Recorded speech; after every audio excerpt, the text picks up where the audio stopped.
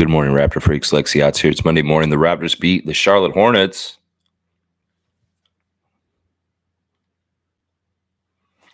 Yeah, it was ugly. UGLY. Our team ain't got no alibi. It's ugly. It's ugly.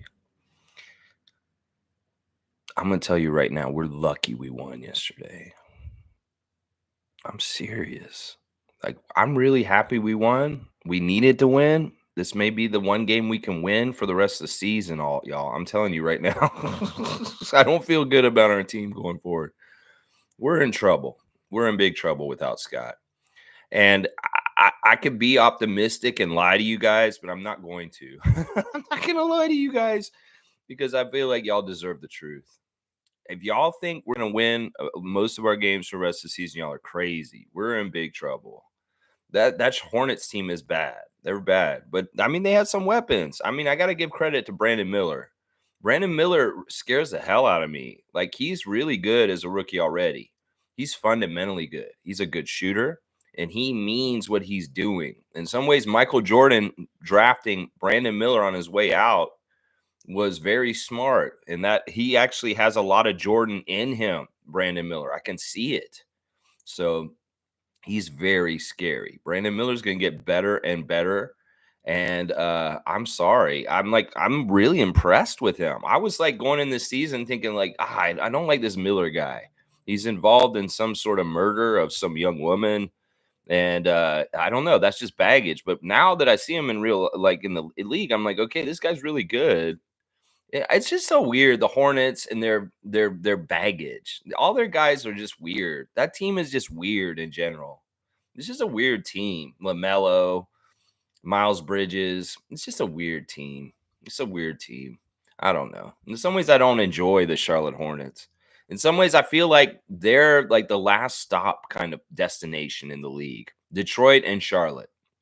Yeah, if you find yourself in Charlotte somehow, some way, man, you must have done something wrong. Grant Williams. Yeah, you must have done something wrong to find yourself in Charlotte. That's kind of how I feel right now about it. I mean, they're the team that'll take anybody. You know, they're going to have criminals on their team. You know, I get it. I get it. All right, let me see what y'all are saying. We'll get in the comments and I'll do my 5 stars. You know what? Let's start out the day real quick with since it's a win, we'll do a cosmic card selection real quick. Trevor J, the commissioner of fun of this channel, sent me a box in the mail, cosmic cards, cosmic gaming collections. And I'm just take a random card out for the card of the day. So let's see what we got today. I'm picking blind, y'all. Let's see what we get. What did I pull today? Let's see what the cosmic card is. These are old school cards too. Oh man, I saw the jersey and I was like, did I get a Karl Malone? No, I got a David Benoit. Not related to the murderer, the family murderer, David Benoit. Yeah, this is an old card. I like the colors on it. You can see there's a Sonics player on it, Michael Cage, who's the color commentator for the Thunder right now in his Sonics jersey with David Benoit. It's a Tops Stadium Club card. And I'm guessing this card's from like 90 something, 91 or something. I don't know. It's kind of cool. It's kind of cool. David Benoit, not the most flashy player. So it's a David Benoit kind of day, guys. All right, let's keep going. All right, Dana's here first. Canadian Dana, first in the chat this morning. Good morning, everyone. What a great game, except for the refs, who got my 2-finger salute today. Whew, there she goes. She's off the DL and back with full effect. Yeah, I hope Scotty bounces back like Dana does off the DL with the 2-fingered salute. All right, Dana's brought up something that was definitely a topic last night, the referees. Yeah. You know, they were really bad in the first half. I know what they did, though. I know what they did, Mark Lindsay. I know what you did, Mark Lindsay. First of all, let's talk about Alvin talking about the refs last night. You know, I feel like these guys listen to me. I feel like they listen to different Raptors content makers, and I feel like they listen to the hot buzz topics. Because last night, Matt Devlin made an allusion to the referee mafia of Pennsylvania. Yeah, he said it on the air. And Alvin said at one point, Oh, this is something we can talk about off the air. I got a story for you. I'm telling you, this thing's real. Alvin would know from the beginning of his career when he came in the 90s, it was in full effect. It's been really in the last 20 years, it's been disassembled. If y'all don't know what I'm talking about how during the 70s and 80s and most of the 90s, almost every single referee in the NBA was from Pennsylvania or New Jersey. They were all friends and they all acted like a mafia. They would have meetings together. They would talk about shit. You don't think they were running rackets? You don't think they were doing some shady ass shit? How organized the referees around Pennsylvania were? Well, Mark Lindsay is one of the main Pennsylvania refs in the league at this point. He's one of the remainders. He's one of the people. It's still from that area that is very much a very prominent ref in the league. Now, Mark Lindsay, he's got a great delivery. You saw him on the mic, and that's what they were talking about on the broadcast. Alvin and Matt saying, "Oh, Mark Lindsay, what a great delivery at the challenge microphone." And Alvin said, "Oh, he's the best. He's the best." Like he likes Mark Lindsay. He thinks he's a very good referee. I would have to agree overall. Now, what Mark Lindsay, Jonathan Sterling, and Natalie Sago did last night was a tale of two halves. They screwed the Raptors in the first half of the game, and they did it on purpose. They did it to counterbalance it, and in some ways, it's insidious in some ways because it allows the Hornets to have a chance more than they should. It allows the Hornets to get a lead because in some ways, everything at one end of the court is a foul, and everything at the other end is nothing. It's like RJ barrels to the basket. He's getting contact. There's no calls. And RJ's like, "What are you looking at one point?" Did you hear RJ say that to the refs at one point? What are you looking at? That was so good. But that was true. In the first half, they called everything on us against us. And whether it was on our end, we didn't get any calls on our end, and on their end, they were getting touch fouls.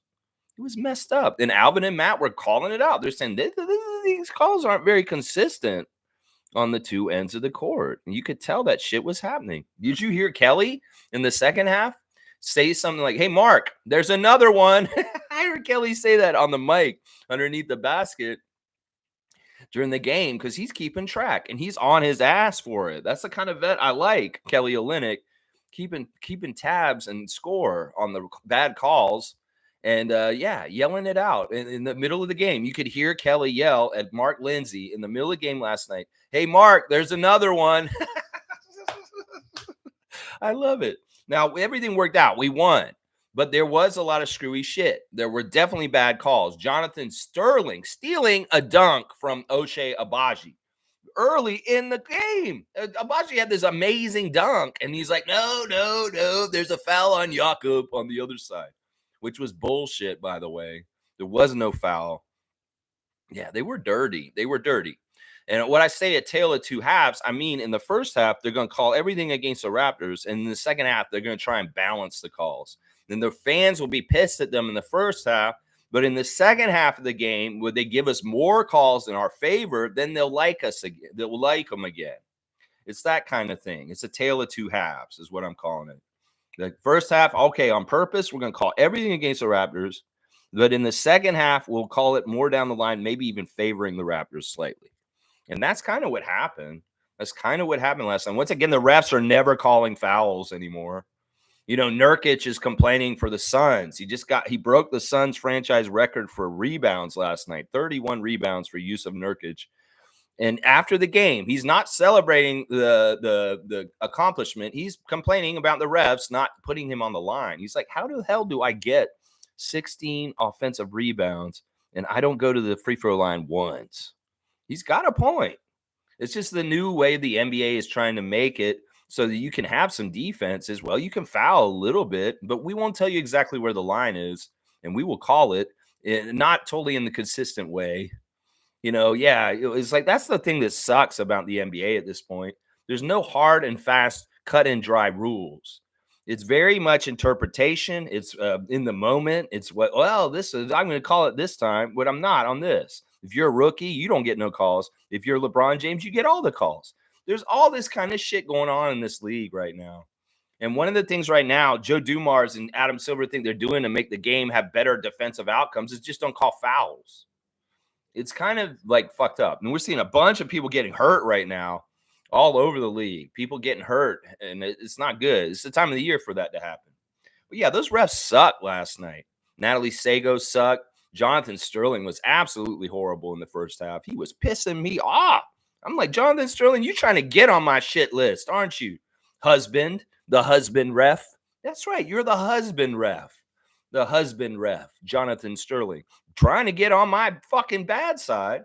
Mark Lindsay had his own little stupid ass calls too. But overall, they did a pretty good job by the end of it. Like I said, they really had me pissed in the first half.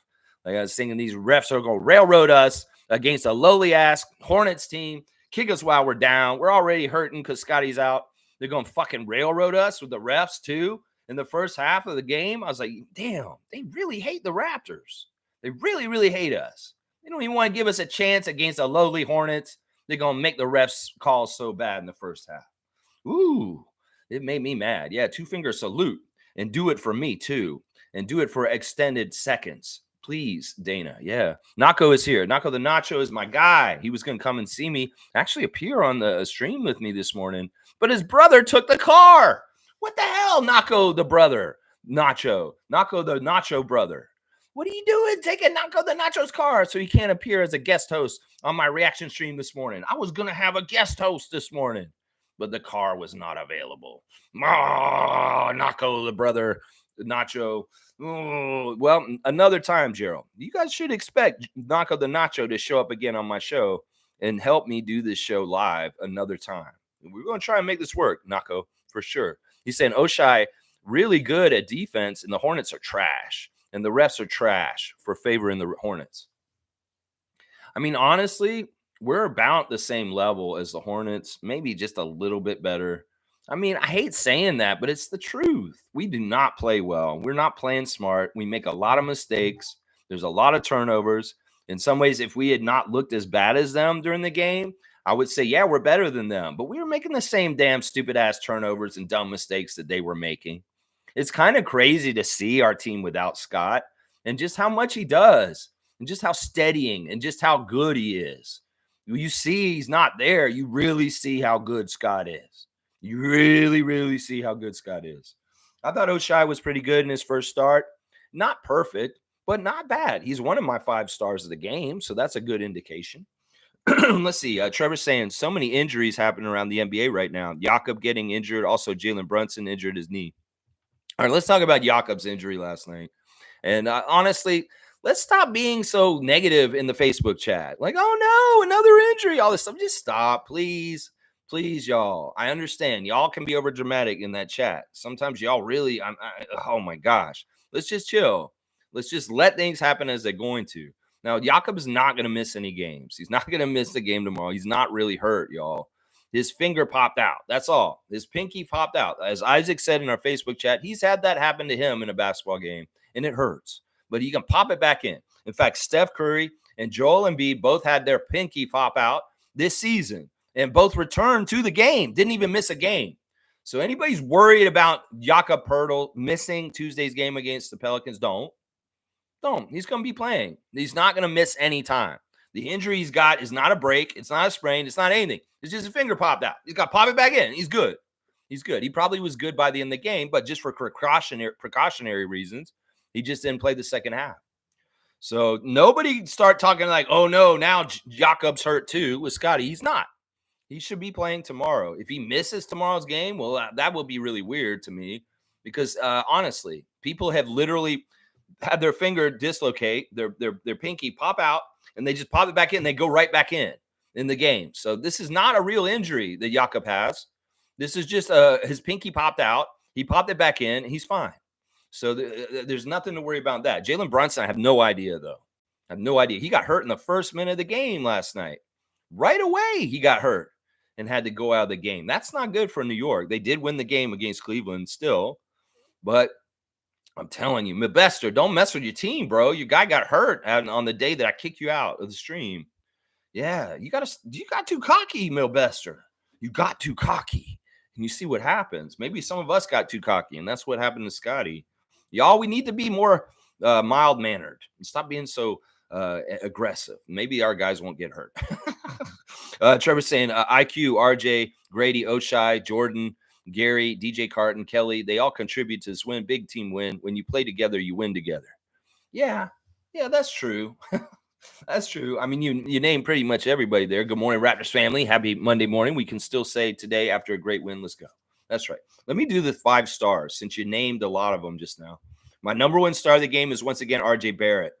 RJ Barrett's eye of the tiger. RJ Barrett is our leader. RJ Barrett is the hometown guy. RJ Barrett is a badass. That's just how it is. There's no other way to say it. 10 of 15. He continues to shoot way over 50%, shooting really, really well. 10 of 15, high volume, high efficiency. 23 points in 35 minutes. 3 of 6 from 3. Those threes were awesome. There's a couple of threes that he made late, second attempts, and boom, he nails them. The ball comes out to him at the top of the key. Boom, he nails a 3. I love it. He missed both his free throws. His free throws are still a problem, but whatever. 8 rebounds, 5 assists, 2 steals. He did have 5 turnovers, 2 turnovers also. RJ, you're my player of the game. Good job. Good leadership. You did good stuff. In certain parts of the game where things kind of were slowing down, stagnating, RJ picked it up and kept the Raptors going. He carried them in some ways. He really did. Him and it Quickly did, for sure. My second star of the game is Quickly. Quickly was that 1-2 punch of the New York Knicks guys. The other guy in 20 points with a double-double. 22 points, 11 assists for Emmanuel Quickly last night. 6 of 14. 2 of 7 from 3. Perfect at the line. In fact, Emmanuel did the clutch stuff at the free throw line last night. He made 6 straight free throws in the last minute of the game to really, really give us the win. I mean, I give Emmanuel's free throw poise the credit for why we won last night. I mean, if it had been RJ, I don't know if he would have done that. I don't know if any of the other Raptors could have gone up there and made 6 free throws in a row with no messing up. I would hope to say Gary could, but you know what? He had a late clutch free throw that he missed. So, Emmanuel, thank you for being perfect at the line last night. 8 for 8, 6 for 6 in the last minute of the game. Those free throws were so, so important. And that's why every little detail about basketball is important. Free throws are extremely important. 7 rebounds also for Emmanuel. He was kind of trying to get that triple-double. I could tell. He was kind of mad at Wara for jumping in there and stealing a rebound from him late in the game. He could have gone for it maybe if he was a little more aggressive, maybe if we were kind of letting him do it. But the other guys were fighting with him to get rebounds. There was one rebound that Emmanuel grabbed between like 3 Raptors, and he was like, no, I'm taking this one for sure. It was really like awesome. I love to see that. I love to see that by those guys. And you know what, Emmanuel, if you got a triple-double for the Raptors, I could see it happening. I can see it happening in the next year or so. Seriously, you weren't that far off last night. You really weren't. +8, 22 minutes and 36 minutes. Good job, Emmanuel Quickly and RJ Barrett. You guys were the leaders last night. The leaders. That's right. Emmanuel, after the game, talked about talking to Scotty about his injury. He called him. He didn't realize that he had kicked him, is what he's saying. You didn't kick him. That's not what happened, Emmanuel. And I don't want you to feel bad about this at all. He said that he feels like he has to say he's sorry to Scotty. I don't think you do, Emmanuel. This is a freak accident. It's not like you had any ill will intent. And it's nice that you feel like you need to apologize to Scott for him getting hurt. But honestly, this is not your fault, bro. In some ways, it's such a fluke accident. And you didn't even know you did it. You didn't even know you did it until yesterday, like 3 days after it happened. So it's like, listen, I'm not even going to, like, we can't be upset with you, man. And honestly, Scotty will probably be touched that you want to apologize for it, but he tell you it's not your fault either. So don't even take it like that, Emmanuel, please. Please, because it's not your fault, man. You don't need to apologize. Honestly, that was a freak incident. That it's not your fault. The third star for me is Jordan Wara. Wara was amazing. Like I said yesterday, he's either all really good or he's nothing. And well, he was really good yesterday. Thank God. Wara was a good boost off the bench. 5 of 8 from the field, 11 points. 1 for 3 from 3. That 1 3 is so crazy. We saw the difference in arcs between Wara and Dick. Dick has this incredibly high rainbow arc. And then you have Wara pushing the shot like Ron Harper Jr. used to, the way he shoots threes. It's funny. But yeah, Wara was active. He was aggressive. He was attacking the rim. He was getting in there and mixing up rebounds. He was taking some of the most difficult defensive assignments. In some ways, he was part of what shored up the absence of Scotty. In some ways, with his hair like that and him running around, you could almost squint and maybe just like look at the screen and maybe fool yourself that Scotty's actually out there running around on the court. It's kind of like what Leaf fans do when they watch the Lightning in the Stanley Cup Finals. Just squint a little bit and act like it's the Leafs. It's the same thing. You can look at Wara out there running around trying to fill in the shoes of Scotty Barnes just a little bit. A lot of those guys filled in a little bit each to help out, but Wara was definitely one of them. Yeah, good job, Jordan. I'd like to see what you did. My fourth star of the game is Grady Dick. Grady Dick was a good shooter once again. 4 of 7 from the field, 3 of 5 from 3, 4 rebounds, 1 steal, 11 points in 24 minutes. Grady, just keep shooting the way you're shooting, man. I love watching the way you shoot. It just looks so cool. The spin on your shot is just fundamentally perfect. Like you have like a fundamentally just beautiful shot. And I'm really starting to believe in you as far as like you're a sure shot. You may become one of the greatest shooters in the history of the NBA. If you really get your percentages right and for a long period of time, bro, you can be up there in the words of like in the company of people like Mark Price and Reggie Miller. You just keep to your craft, your skills. I see the work you've done, Grady, and it's coming out on the court. And just keep doing it. I mean, that shot in the corner that I alluded to just a couple minutes ago, the rainbow shot from the corner where he adjusted his trajectory because the defender was coming at him. He had to put it up a little higher. It's similar to like Kawhi with the shot over Embiid, the famous shot. On those shots, they both had to jack it up a little bit higher because what is it? Brandon Miller or somebody's coming at him, running at him. He's got to shoot that shot over him. So I like seeing Grady having a higher elevation shot when it's necessary because the defense is closing out and it's a tall defender. He adjusted, he shot at a higher arc, and it was just as money. That is awesome. We can see Grady's regular shot, but when he had to take the higher altitude shot, he was just as successful. That's a sign of a good shooter. That's a sign of a shooter that can understand that he's got to shoot over a taller defender. He's got to alter his shot, and boom, he's still money. I love that. Grady, you're awesome. You are awesome. My fifth star is Abaji. Abaji I put higher, but he had some mistakes too last night. I wish he had shot better. 6 of 20 is pretty good, but he could have shot better. Darko very he had a comment about Abaji getting 20 shots in the game last night. He's like, good. That's what I wanted him to do, to take 20 shots. That's the most shots Oshai has ever had in an NBA game. 1 of 7 from 3. He missed his only free throw. 9 rebounds, 4 of them offensive. He was huge on the offensive boards. Like, I really liked Abaji and Grady coming in there and trying to get offensive rebounds. They were awesome for that. Just 1 assist for Oshai. 2 blocks, though. A plus 14, 13 points in 33 minutes. The plus 14 is indicative of winning basketball. The plus 14 is indicative of activity, energy, defense, rebounding, and strength. And Oshai was doing that. In some ways, he filled in some of the shoes of Scotty with Nwara and other guys. And I felt like Oshai was not a bad starter. I don't think that he looked bad in the starting lineup. He wasn't the kind of thing where I was like, I don't think he should start anymore. No, I think he did good. I think the defensive aspect about him and the two-way aspect that he describes that he wants to do is really important. That he wants to be one of the best 3-and-D players on our team. Well, do it, man, because the door's open for you to do it right now. And I love that. He's very hard on himself also. Apparently in the press conference after the game, he grades himself after games. And he's saying like, well, last night, I'd say I got a C-. He's like, he's very hard on himself. He said, even if I made more of my shots, I probably would have still given myself a B+ or an A-. I'm really, really hard on myself. And I know I can do better. I like that about Oshai. He's not like one of those guys who say, oh, I did so good, I can rest on my laurels. No, he's striving and achieving, and he wants to do better and better. And he's not going to stop until he's perfect. And he wasn't perfect last night, so he's not happy. He's not happy. Good job, Abaji. Good job stepping in the starting lineup. I was shocked that he was the one who they picked to start, that it was Oshai. Yeah, if Bruce wasn't hurt, it probably would have been Bruce Brown, but Bruce Brown was a scratch. And he didn't play last night. In some ways, that opened up things for different guys to come in. The absence of Bruce Brown also. DJ Carton getting in there for some time. Pirtle got hurt. So Porter got some second half time out there too.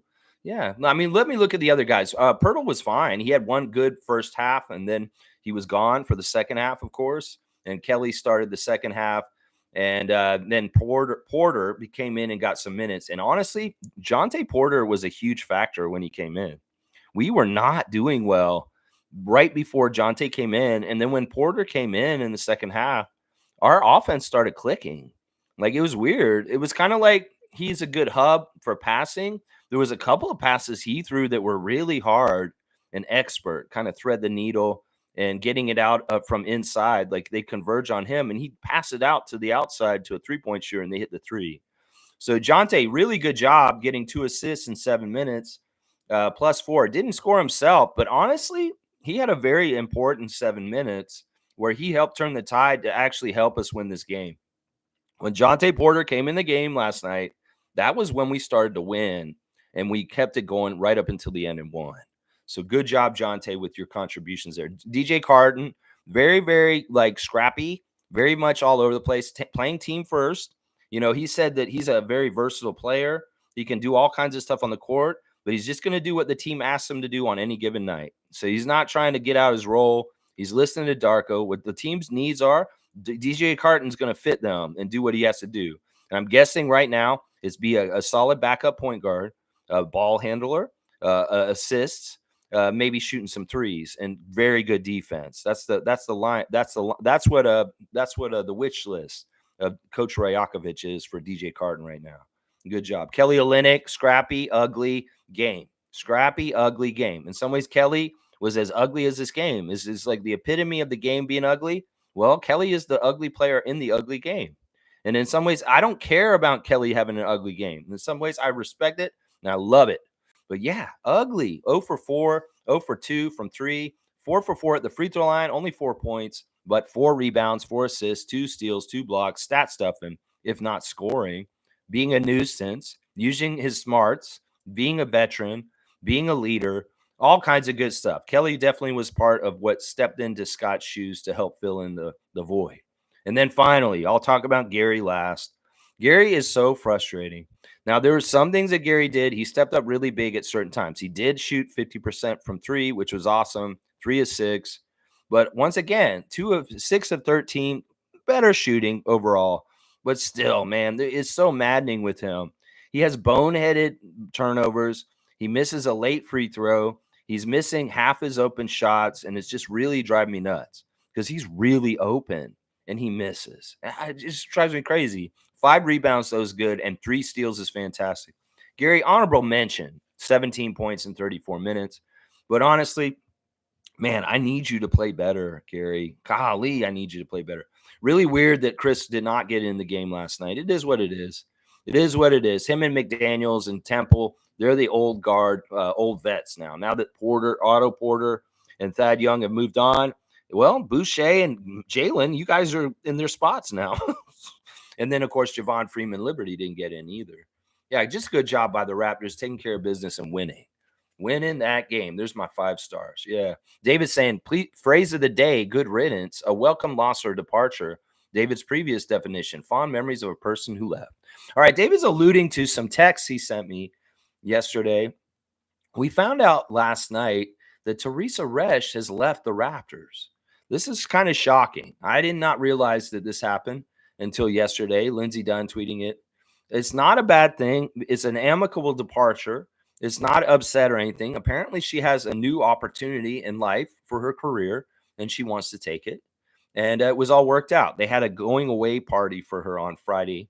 And yeah, she's left the Raptors. She is no longer in charge. The woman that Masai Ujiri called his boss is no longer working for the Raptors as of last Friday.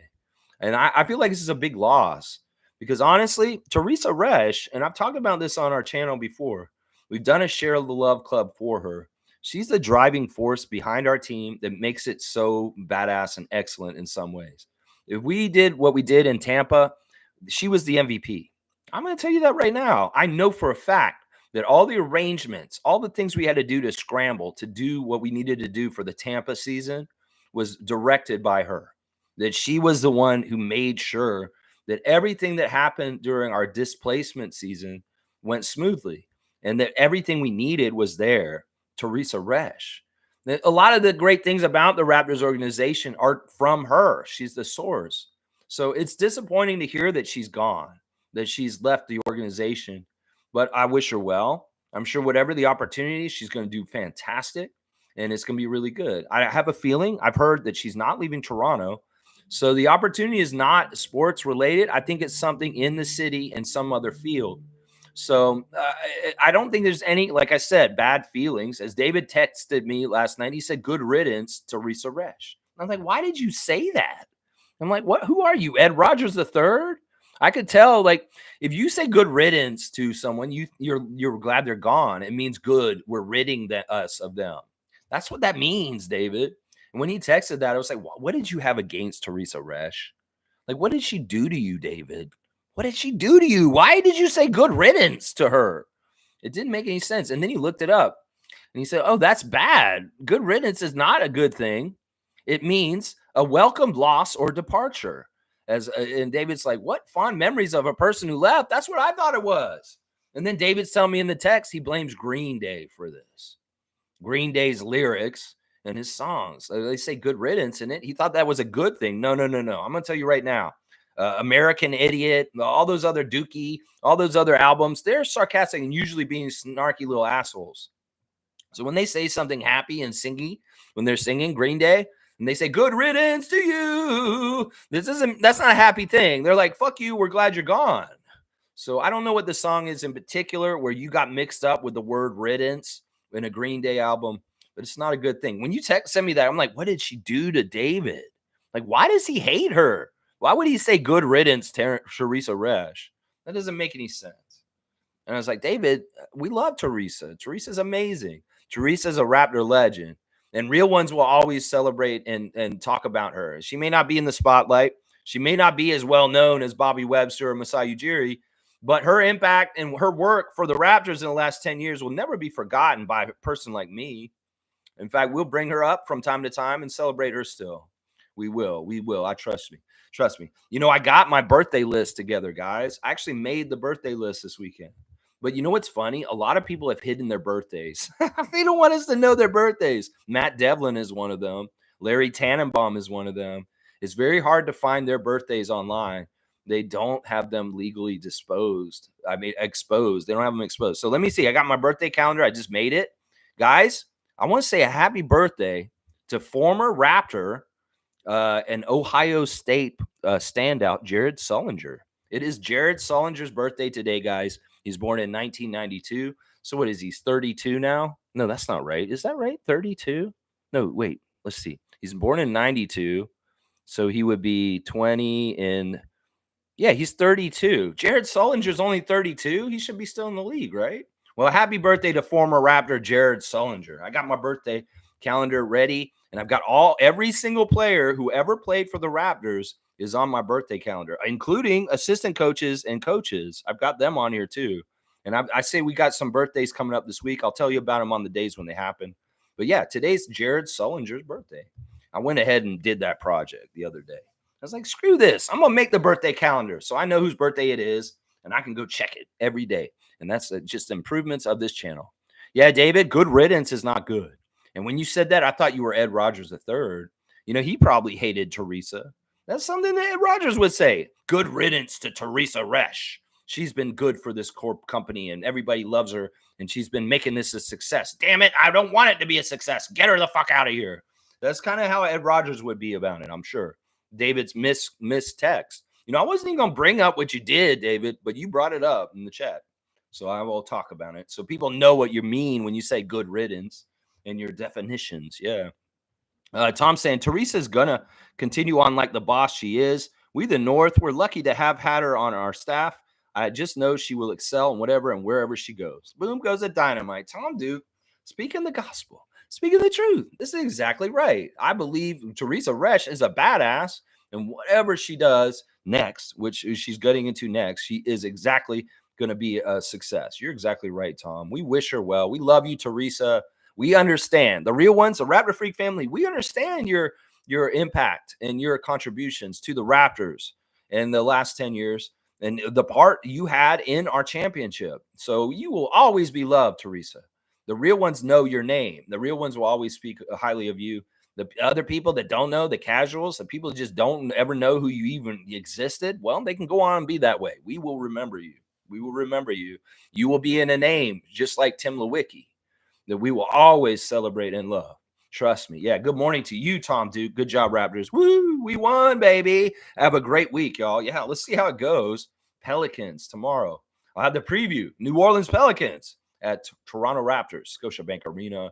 Hopefully, Jakob Poeltl will be available to face Jonas Valanciunas. Yeah, tomorrow, baby. Tomorrow. Have a great week, Tommy.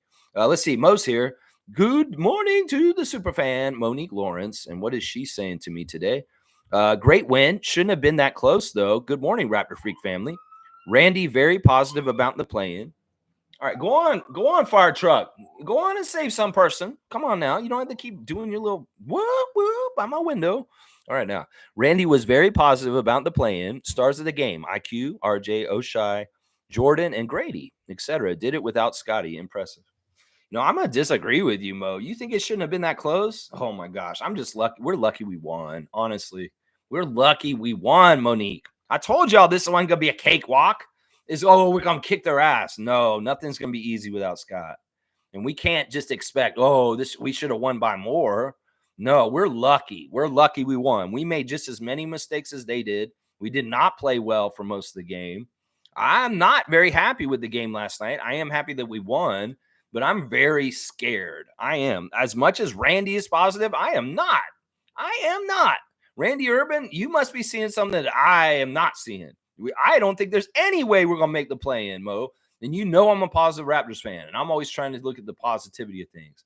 Our schedule is just going to be too tough, and we're not going to be able to match up with people. If we do, when we do go over and exceed my expectations, I'll be very happy. I'll be over the moon. But I have to be realistic. In some ways, I always overshoot with the Raptors, but I can't do it right now because I feel like I'll sell you guys something that is not fair and disappoint y'all. So I'm going to tell you right now, we're going to lose a lot. And if we win, let's be happy and celebrate it. But to expect that we're going to win is crazy. It's crazy. It's absolutely batshit crazy. Because I'm going to tell you right now, we don't have the talent to beat most teams in this league right now. We just don't. We barely beat the Hornets, and they have very, very not the best talent. So we're in trouble. We're in trouble. I wish I could be as positive and optimistic as Randy Urban of Raptors tonight, but I'm not. I'm not. And I don't want to sell y'all some sort of false dreams that, we're going to be this, or we're going to be that. I'm going to say we're going to be bad, and if we excel and we kick ass, I'll be overjoyed. I will be overjoyed. So let's start at the bottom. Let's not have any expectations of the play-in because, honestly, they're not realistic. I'm going to tell you that right now. They're not realistic.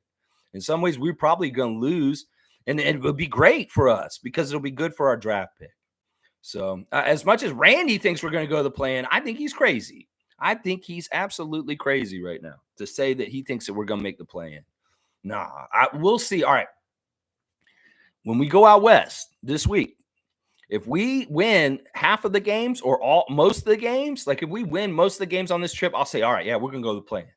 But if we go out there and we stink it up and we go 0 for 4 in the next 4 games, even losing to Chicago on the way back, or no, Detroit. It's Detroit. Detroit on the way back? No, we won't lose that game. We'll probably win that one. But the other games, Portland, Phoenix, Denver, and New Orleans tomorrow, yeah, we go 0 for 4 in those 4 games. Yeah, we're not making the play-in. We got to win at least one of those for a sign of life against a high-caliber team. I'm really disappointed in how we played last night, Mo. I don't think we played well at all. I really don't. I think that we did pretty good in some ways, but overall, this team is not good without Scott, and we're in trouble. Trevor's saying the referees tried their very best to try and give the Hornets a game, but our guys were not having it. But all I can say, referees, you are some assholes. You know, it's not that they straight up tried to hand them the game. If they really wanted to do that, they could have. Trust me, we left the door open. It's not like we were dominant and aggressive in the end and forced the game to win. We won on free throws, and that's not an aggressive, dominant way to win. That's hoping the refs will call it and put you on the line to give you the opportunities. So, yeah, I mean, the refs, if they really didn't want us to win, they wouldn't have put Emmanuel on the line. So I can't say you're right, Trevor. They did not try and give the Hornets a game. They messed with us early. They messed with us and manipulated the game. Maybe they try to get us off kilter and the Hornets could get going and maybe they blow us out. Maybe they try to do that, but they didn't just try and beat us right at the end. They allowed us to, they, in some ways, they helped us. We got foul shots. So I can't say that they tried to take the game from us because, they were bad to us in this first half. Oh, yeah. But at the end of the game, they didn't get in our way from winning. That's what I'll say. Bryce is here. Good morning, Lex and Raptor Freaks. Good morning to you. Most saying there was a buzz in the arena after this game. Enjoyed myself. Obviously, right. Yeah, honestly, Mo, I don't know what you're talking about. Like, if there's a buzz in the arena, well, the Hornets were in town. I don't know. I mean, I don't see this as a marquee game. I don't see this as a game as people are very excited or enthusiastic after. I mean, it's the Hornets. Let's get real here. They're one of the shittiest teams in the league, and we just barely beat them. Yeah, any kind of buzz or anything like that, I don't see it. I mean, this is even the kind of game where people would leave early, even though we won. So it's not like this is like a crazy feeling in the arena, like when Fred or Pascal were in town for their return games. I mean, was there like a special buzz in the game or the arena after the game? I don't think so. Like, I don't understand why there would be. We should not be feeling good, even though we won last night. We really shouldn't. I mean, I know I'm a positive channel, but I'm just trying to be real right now, guys. I'm trying to be real.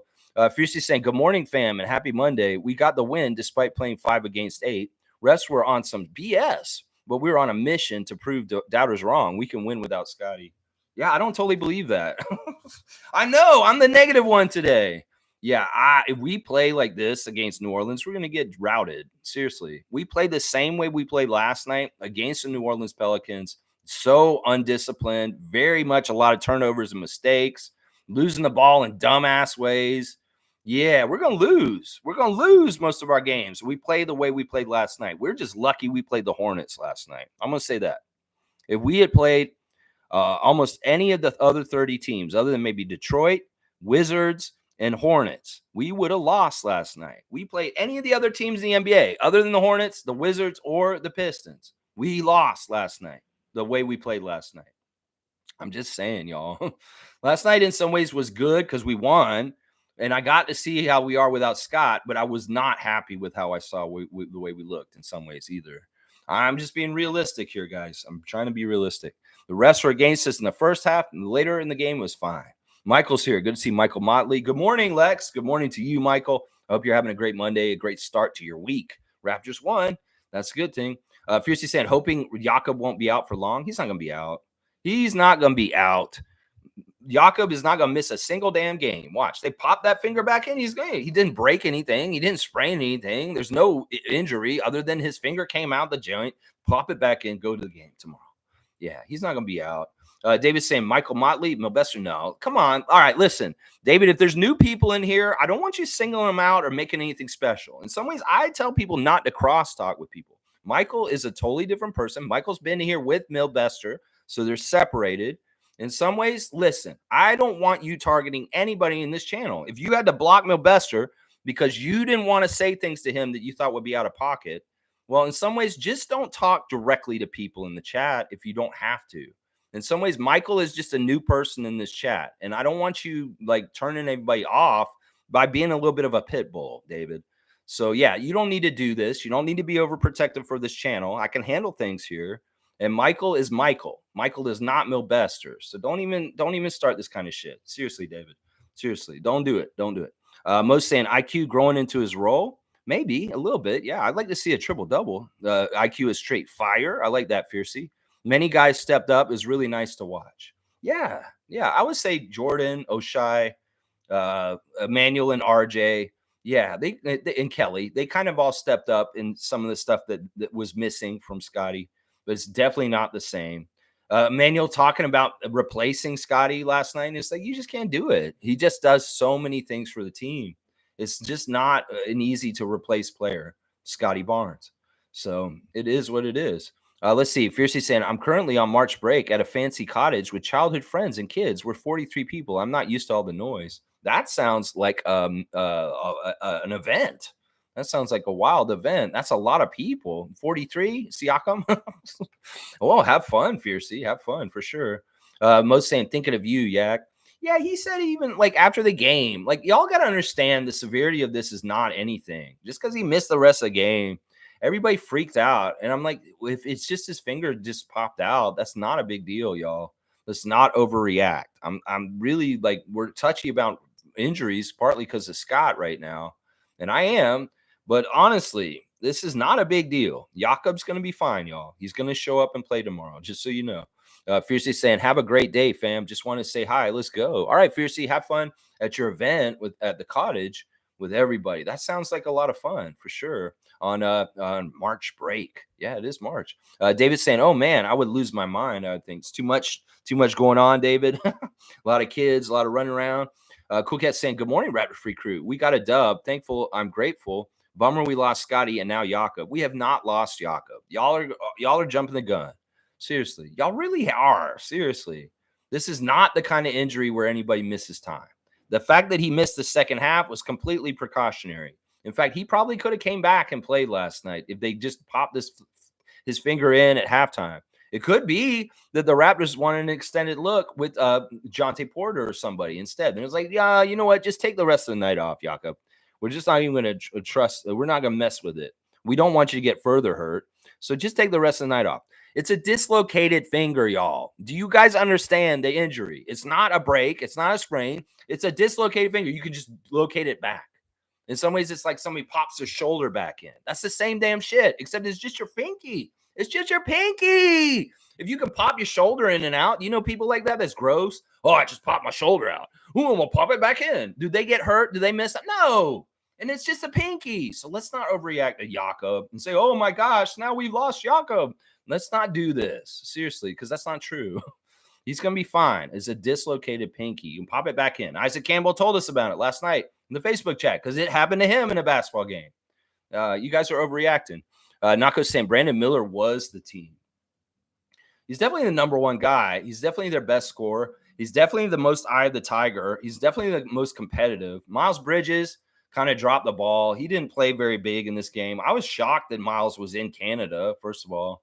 So it really was just a court case. In some ways, I felt like Miles Bridges might go off on us because of not being able to come here earlier this season. I like the fact that we beat the Hornets 3-1 for the season series. Some people would say, well, we shouldn't have even lost to them once. And yeah, I probably agree with that.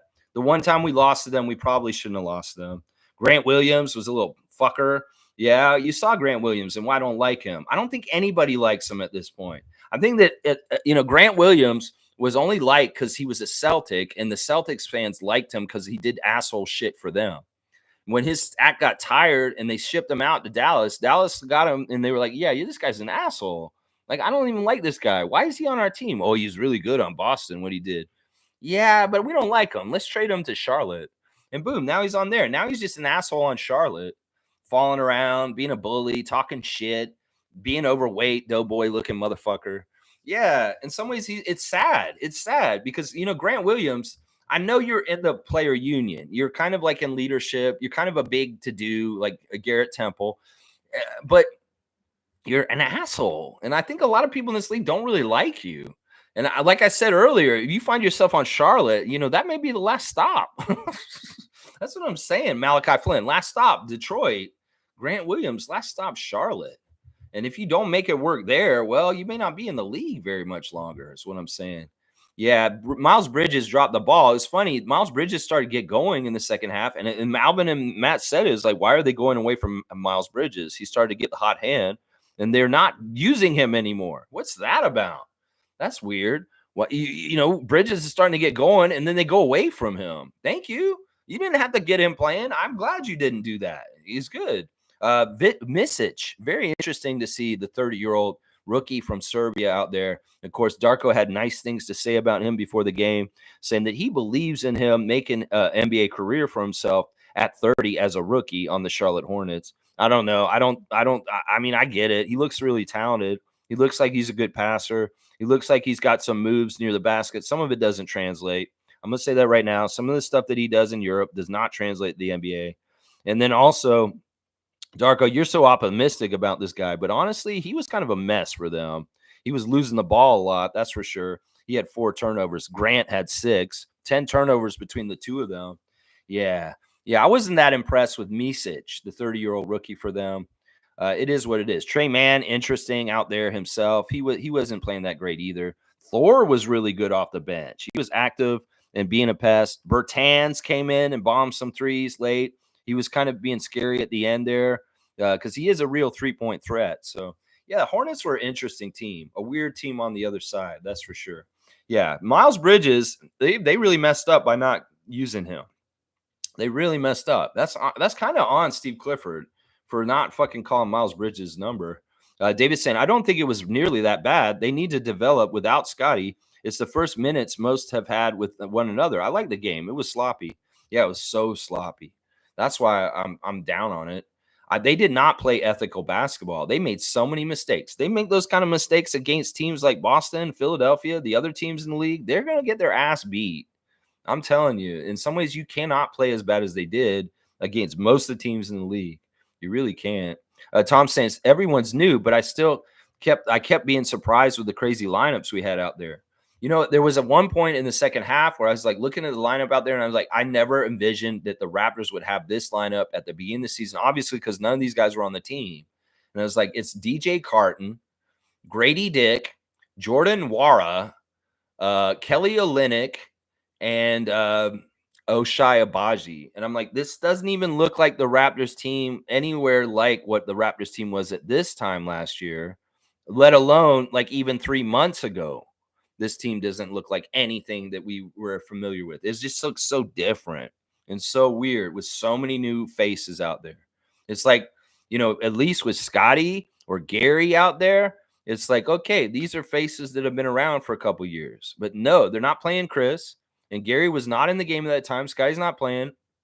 We see lineups around, and it's not even RJ and IQ are out there. They're just like, it's just like I said, DJ, Grady, Abaji, Wara, and Olynyk. And I'm just like, yeah, this is so weird. What a weird time in the Raptors history that this is just an oddball kind of lineup that we had last night. It was in some ways very oddball. Let's see. Tom saying, yeah, I already read that. G saying Gary sealed the deal. Oshai may be our next OG. As Jillian says, Ochai. Oh my. Still lots to be happy about. Grady's stats since January are amazing. Still lots to be happy about. Growth is progress. Yeah, see, this is the thing. All right, y'all are doing the job. I've been the negative ninny today. Y'all pull me towards the light and tell me the positive things to look at. G, you do that, man. You do that. Gary sealed the deal with the steal. That was a great play. That was a great play. I love seeing Gary steal the ball from Misic right at the end to seal the deal. That was a big deal. In some ways, it's like he had so many different boneheaded things where he's like, and like that earlier in the game. Thank God he got that steal and made up for it at the end. I'm being really hard on Gary. I know I'm being very hard on Gary. In some ways, he had very important baskets last night that were big time. But once again, there's stuff that he's missing and turnovers and just boneheaded things like he's not paying attention and the ball bounces off his hand and goes out of bounds. Shit like that is driving me nuts. Is driving me nuts. In some ways, he wasn't aware that somebody was trying to throw him the ball up court, Kelly, and the ball just got turned over in a dumbass way because Gary's not paying attention. He's running up the court already, and Kelly's in trouble, falling out of bounds. He should have tried to throw it to Grady. Grady was closer. In some ways, that Kelly should have done that, but he threw such a, and Gary's looking the other way, running, and they just take the ball and Hornets score. That pissed me off. That play pissed me off because it shows Gary is not being aware on the court. He needs to be more aware on the court. I feel like his awareness on the court is shitty right now. In some ways, Gary's like half asleep to me sometimes. I don't understand why. Why are you so like out of it, Gary? I mean, some people are saying like, all right, listen, Kevin Durant in the last weekend, he said that he didn't even realize Bradley Beal had been ejected from the game. Like, and like some people are making jokes. Well, he's just because he's really high at the game. Like Kevin Durant's playing games in the NBA on cannabis. You know he is. And I'm just wondering, is Gary doing the same thing right now? And it's not that I'll be upset. I'm a cannabis advocate. And in some ways I could say, yeah, you could do that. In like Michael Phelps, you know, whatever. But in some ways also I'm like, well, can you like miss shit because you're kind of stoned, kind of spaced out a little bit? That's what I'm wondering. In some ways I'm wondering if Gary is coming to the games on cannabis. and whether that's what's affecting him right now this year. Because Kevin's playing on cannabis. We know Durant is playing on cannabis, and the league relaxed the marijuana policies. These guys could be playing high on cannabis these days. And in some ways, if Kevin Durant's not aware that one of his teammates got ejected in the game, and he said that in his interview, I'm wondering if some of our guys are not aware of things, partly because of the same thing. I don't think it's a good idea to take cannabis or be on cannabis during NBA games right now. I don't. Maybe some point that it's fine, or some players can do it and get away with it. But if there's any reason why Gary is screwing up plays because of that, if that's the reason why, I'd be like, holy crap, this is no good. Why continue to do it if you're not playing as well doing it, is what I wonder. I don't know if that's true. But I'm just saying, if Kevin Durant's playing on cannabis, other players in this league are playing on cannabis. I'm just saying, and I'm pro cannabis. I'm not anti cannabis. But I also understand it can make you a little spacey. It can make you a little spacey. Yeah. Yeah. Let's see. David's saying DJ Carton has it going on. He's got a really nice arc to his threes, too. Yeah. I want to see him make more shots. I like everything I'm seeing from him so far. I feel like all the minutes he's been out there, he's been very active and making good things happen. So I'm very big on DJ Carton. He's getting in my good graces right away.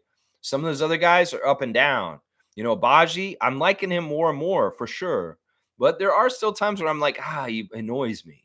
I'm going to be hard, very, very hard on Bruce Brown, Ochai Agbaji, Gary Trent Jr., and DJ Carton, because they're the new guys, and they got to do some stuff to show me. That's right. Nago saying at Devlin saying Oshai Omai. I think Oshai is closer to Marcus Smart or Drew Holiday, but I still really like him. Yeah, I don't. Comparisons always kind of bug me. I know they bug a lot of players and a lot of former players. They're like, yeah, comparisons is like, why do we do this? Players are just who they are. I don't know if I really wanted to really think about this. I'm sure I could come up with somebody like this really good for a comparison. Somebody like Michael Pietrus. He's got kind of the same build as Oshai. They were kind of similar kind of roles and positions. Michael Pietrus, former Raptor, maybe a very good comparison to Oshai, but Oshai could be way better than Pietrus. Maybe. I don't know. That's the body type that I see. Is like it's somebody very strong up here, but the same height as Pietrus. Monique saying Teresa Resch is the best, Tom. I know. I'm shocked by this news. In some ways, I don't like this at all. In some ways, I thought that we were grooming her to be the next GM for us just in case. It is what it is. Good people leave the Raptors. It's not good. But we wish her well, and she'll always be Raptors family. And as I said, I'll celebrate her and her contributions to our franchise forever. Yeah, I will. Let's see. G saying, it was Devlin who said it. Nice. He's only 23, so I think this potential is great. Yeah. We'll have to see. Oshai, yeah. Cool Cat saying, yeah, refs are not consistent at all. NBA spoke of too much offense, so now defense calls are good luck with that mode. Laugh out loud. Yeah. I mean, I don't know. We just want consistency, NBA. That's all we ask for. You going to call it one end, call it the other. It's kind of fun when the mic is loud enough and you can hear RJ and Kelly talking to the refs, what they're saying. It's really interesting. These guys really are advocating. And I love Garrett Temple running on the court and talking to refs when he gets a chance. He's always out there advocating and doing good stuff as a lawyer on our team. Yeah. Let's see. Seymour saying slap. What? A win? Yeah. Lucky in some ways. I mean, seriously, if we had not, we're lucky. If we were not, we could have been worse. There's a couple of ways we could have lost last night. And the Hornets were right there within striking distance, right at the end. And man, I was so worried. I thought this story might have gone bad, where it's like, we're doing this and this the whole game, and then boom, they beat us right at the end. Ugh, it was scary. I was worried. Nako was crying. Most saying, first game ever that I caught the pregame show in the arena at that Gate 5. Are you talking about Strizzy and Amber? Is that what you're talking about? The little pregame, you mean where they're like standing and they're like they kind of stand by Center Sports? I think that's what you're talking about. Or no, you're talking about Sherman Hamilton and Brad Fay and Sportsnet over there. You went over there. Yeah, where I stand behind them and make faces and tell them to fire Michael Grange. Yeah, that's a cool spot to be over there. Infamous saying, salute, freaks. Good game. The fact that they signed DJ to a two-way after that first 10 days shows they see something in him. I see it as well. He's going to be good. Watch out. Yeah, DJ Carton is a Raptor. That's right. You're not an Iowa Wolf, my guy. You're a 905. And let's see if he gets to play in the 905 games this week also and do double duty. Nako's saying DJ isn't very flashy, but he's complete. I think Darko gives you minutes if you can play, if you can pass. Otto wasn't known for his passing. Well, we need a backup point guard. Scotty's out. Emmanuel's our point guard. So in some ways, DJ Carton is the backup point guard right now. And he has to run that second unit. And he's playing as a point guard. And I like that. It's not that he's getting a lot of stats or taking a lot of shots or anything. He's playing solid guard defense. And he's organizing and kind of leading, even though he's like very new and very early into his NBA career. So it's very interesting. You're right. He's not very flashy. He's just good and does what he needs to do. That's what they kept saying in the broadcast last night. Simple, do simple better. I think that's such a great philosophy. Alvin and Matt saying it's about doing simple, perfecting simple. It's not about flashiness. It's not about extra dribbles. It's not about no look. It's not about all this. Do it easy and perfect. Like that pass that Kelly tried to throw in transition was too much. It was too extra. It needed to be a little more simple. He's trying to thread the needle. And Charlotte jumped in there and stole it. That could have been an easy basket if he had kept it a little more simpler. In some ways, he tried to go for the home run pass. And if he had dribbled a couple more times, got a little closer and dumped it off, it may have converted and been successful instead of taking a home run pass, threading the needle, and Charlotte jumped on it. You know, these guys aren't the best passers compared to Scotty. Scotty can do some of these passing and thread the needle and get balls to people. And Wara tries to throw the ball and it gets intercepted because they're premeditating where guys are passing it to. So Charlotte just jumps in the passing lane, boom, it's a turnover. So in some ways, I didn't like that transition play by Kelly where he threw the ball ahead of him and he turned the ball over. That's not a simple play. That's overcomplicating things. And that's exactly what Matt Devlin and Alvin Williams were talking about is say perfect simple. Do it simply. That's what I love about basic basketball. It's like I don't give a shit about flashiness. Fundamentals. Do it simple. Perfect simple. Get that simple and do it simple, simple, simple. Every single time. It's bread and butter and wins. And it gets success. That's what it is. Keep it simple, not flashy. Yeah, Wayne saying NBA refereeing rules are consistent with American societal norms and traditions.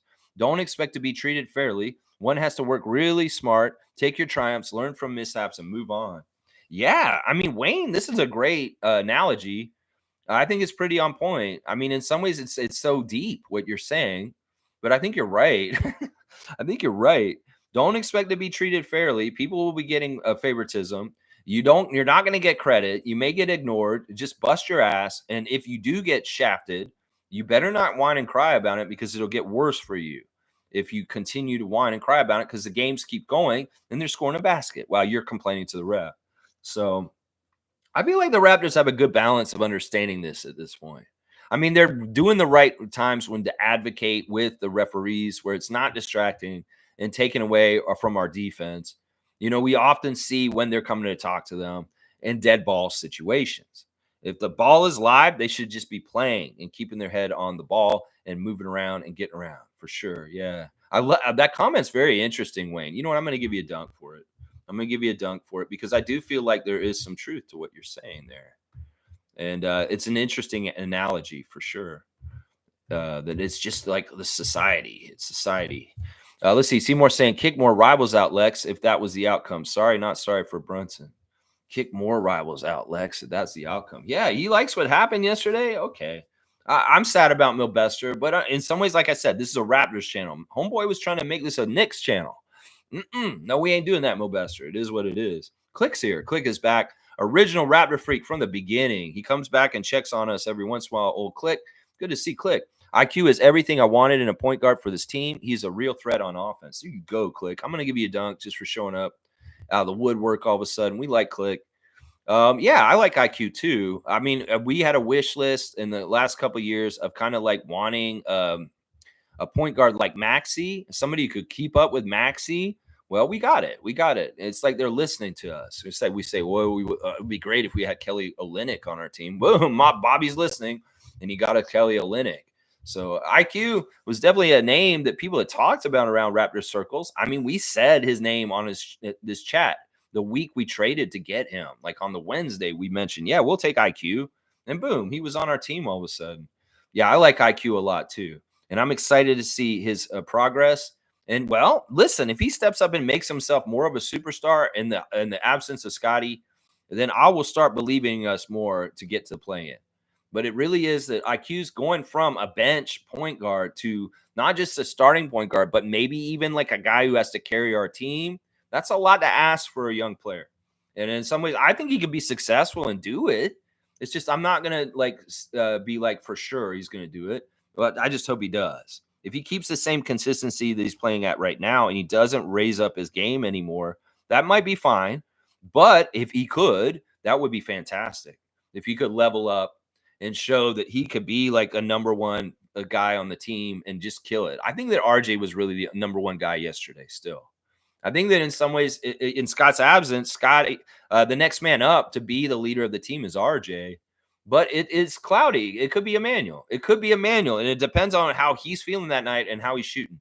So it's interesting. Click, I love him too. I think it's so great that he's in a Raptor jersey now. I really do. And his enthusiasm, the way he carries himself is awesome. It really is. Seymour saying Wayne with a power slam, UNICEF him a dunk. yeah, I gave him a dunk. I could give him another one. Why not? You want me to give him one too? I will. UNICEF him a dunk. That's funny. All right, let's see. Name is saying F the Leafs. Okay, yeah. Stargate saying it wasn't IQ's fault at all. It was incidental contact. Total fluke. Yeah, I felt bad. He feels bad that he's got to get hurt off his shin bone. I mean, it's an incidental contact. It's not your fault, IQ. You don't have to apologize. And it's great. Call Scotty and talk about it. Have a laugh and just tell him you feel bad. But I'm sure he doesn't hold this against you. I think that anybody around Raptors Nation or anybody who thinks that it's IQ's fault that Scotty's hurt right now is crazy, is what I'll say right now. Scotty reaching out to fans last night on Twitter late. He wrote a message. There's an account on Twitter that got in trouble recently. Brick Muse. Yeah, this is the news on Raptors Twitter right now. I keep my pulse on it a little bit. Not that I really care about Raptors Twitter too much, but apparently this guy Brick Muse was really pushing the allegations bullshit about Scotty. When I say allegations, you know what I'm talking about. Yeah, that bullshit. Yeah, that we kind of been dealing with for a couple years now. People saying stupid out of pocket shit about Scotty. Well, apparently there's something on Twitter now called Scotty FC. And I guess that's like the Scotty Football Club or the Scotty Fucks with Scotty Club. They're very much Scotty lovers. And they have my heart. I love you guys. You guys are awesome because you love Scott. And I love Scott too. But they went after Brick Muse because Brick Muse was really pushing the allegations bullshit on Twitter and making fun of Scott and saying nasty shit. Really, really disgusting shit. In some ways, that's not a topic. Is like, and first of all, that's not a topic. Autism that is something to make light of or make fun of people. It's something that people deal with all the time. And in some ways, autism is not actually a negative thing. That's the crazy thing about it. But some people want to use this as a weapon against Scott. And I don't think they understand that they can't do this no more. No, they can't. Because there will be receipts. There will be people who come for you. And Brick Muse found out this weekend. Yeah, they got him. Scotty FC. Apparently, this group of Scotty fanatics, Fanatic Club, Scotty Fanatic Club, I'm going to call it that. They went crazy. And they got this dude banned from Twitter. They killed him. They just scorched him and destroyed him. And Scotty actually replied to them and said, thank you. No, I'm serious. Like Scotty's seeing this guy talking trash, Brick Muse. And in Raptors, first of all, the Raptors official account said, y'all are real ones to this Scotty FC. And then Scotty said, job well done. I love our fans. So he's seen the Twitter wars between Brick Muse and the Scotty fans. And he is really, really proud of them. He's really proud of them. So he said, also, thanks for all the love and support over the last couple of days. I love all y'all. That's Scotty to his fans on Twitter last night. I was a little disappointed that Scotty wasn't at the game last night. I was reading into it a little bit, but then I was thinking about it. I think they actually said that he's out of town because he's going to a specialist doctor.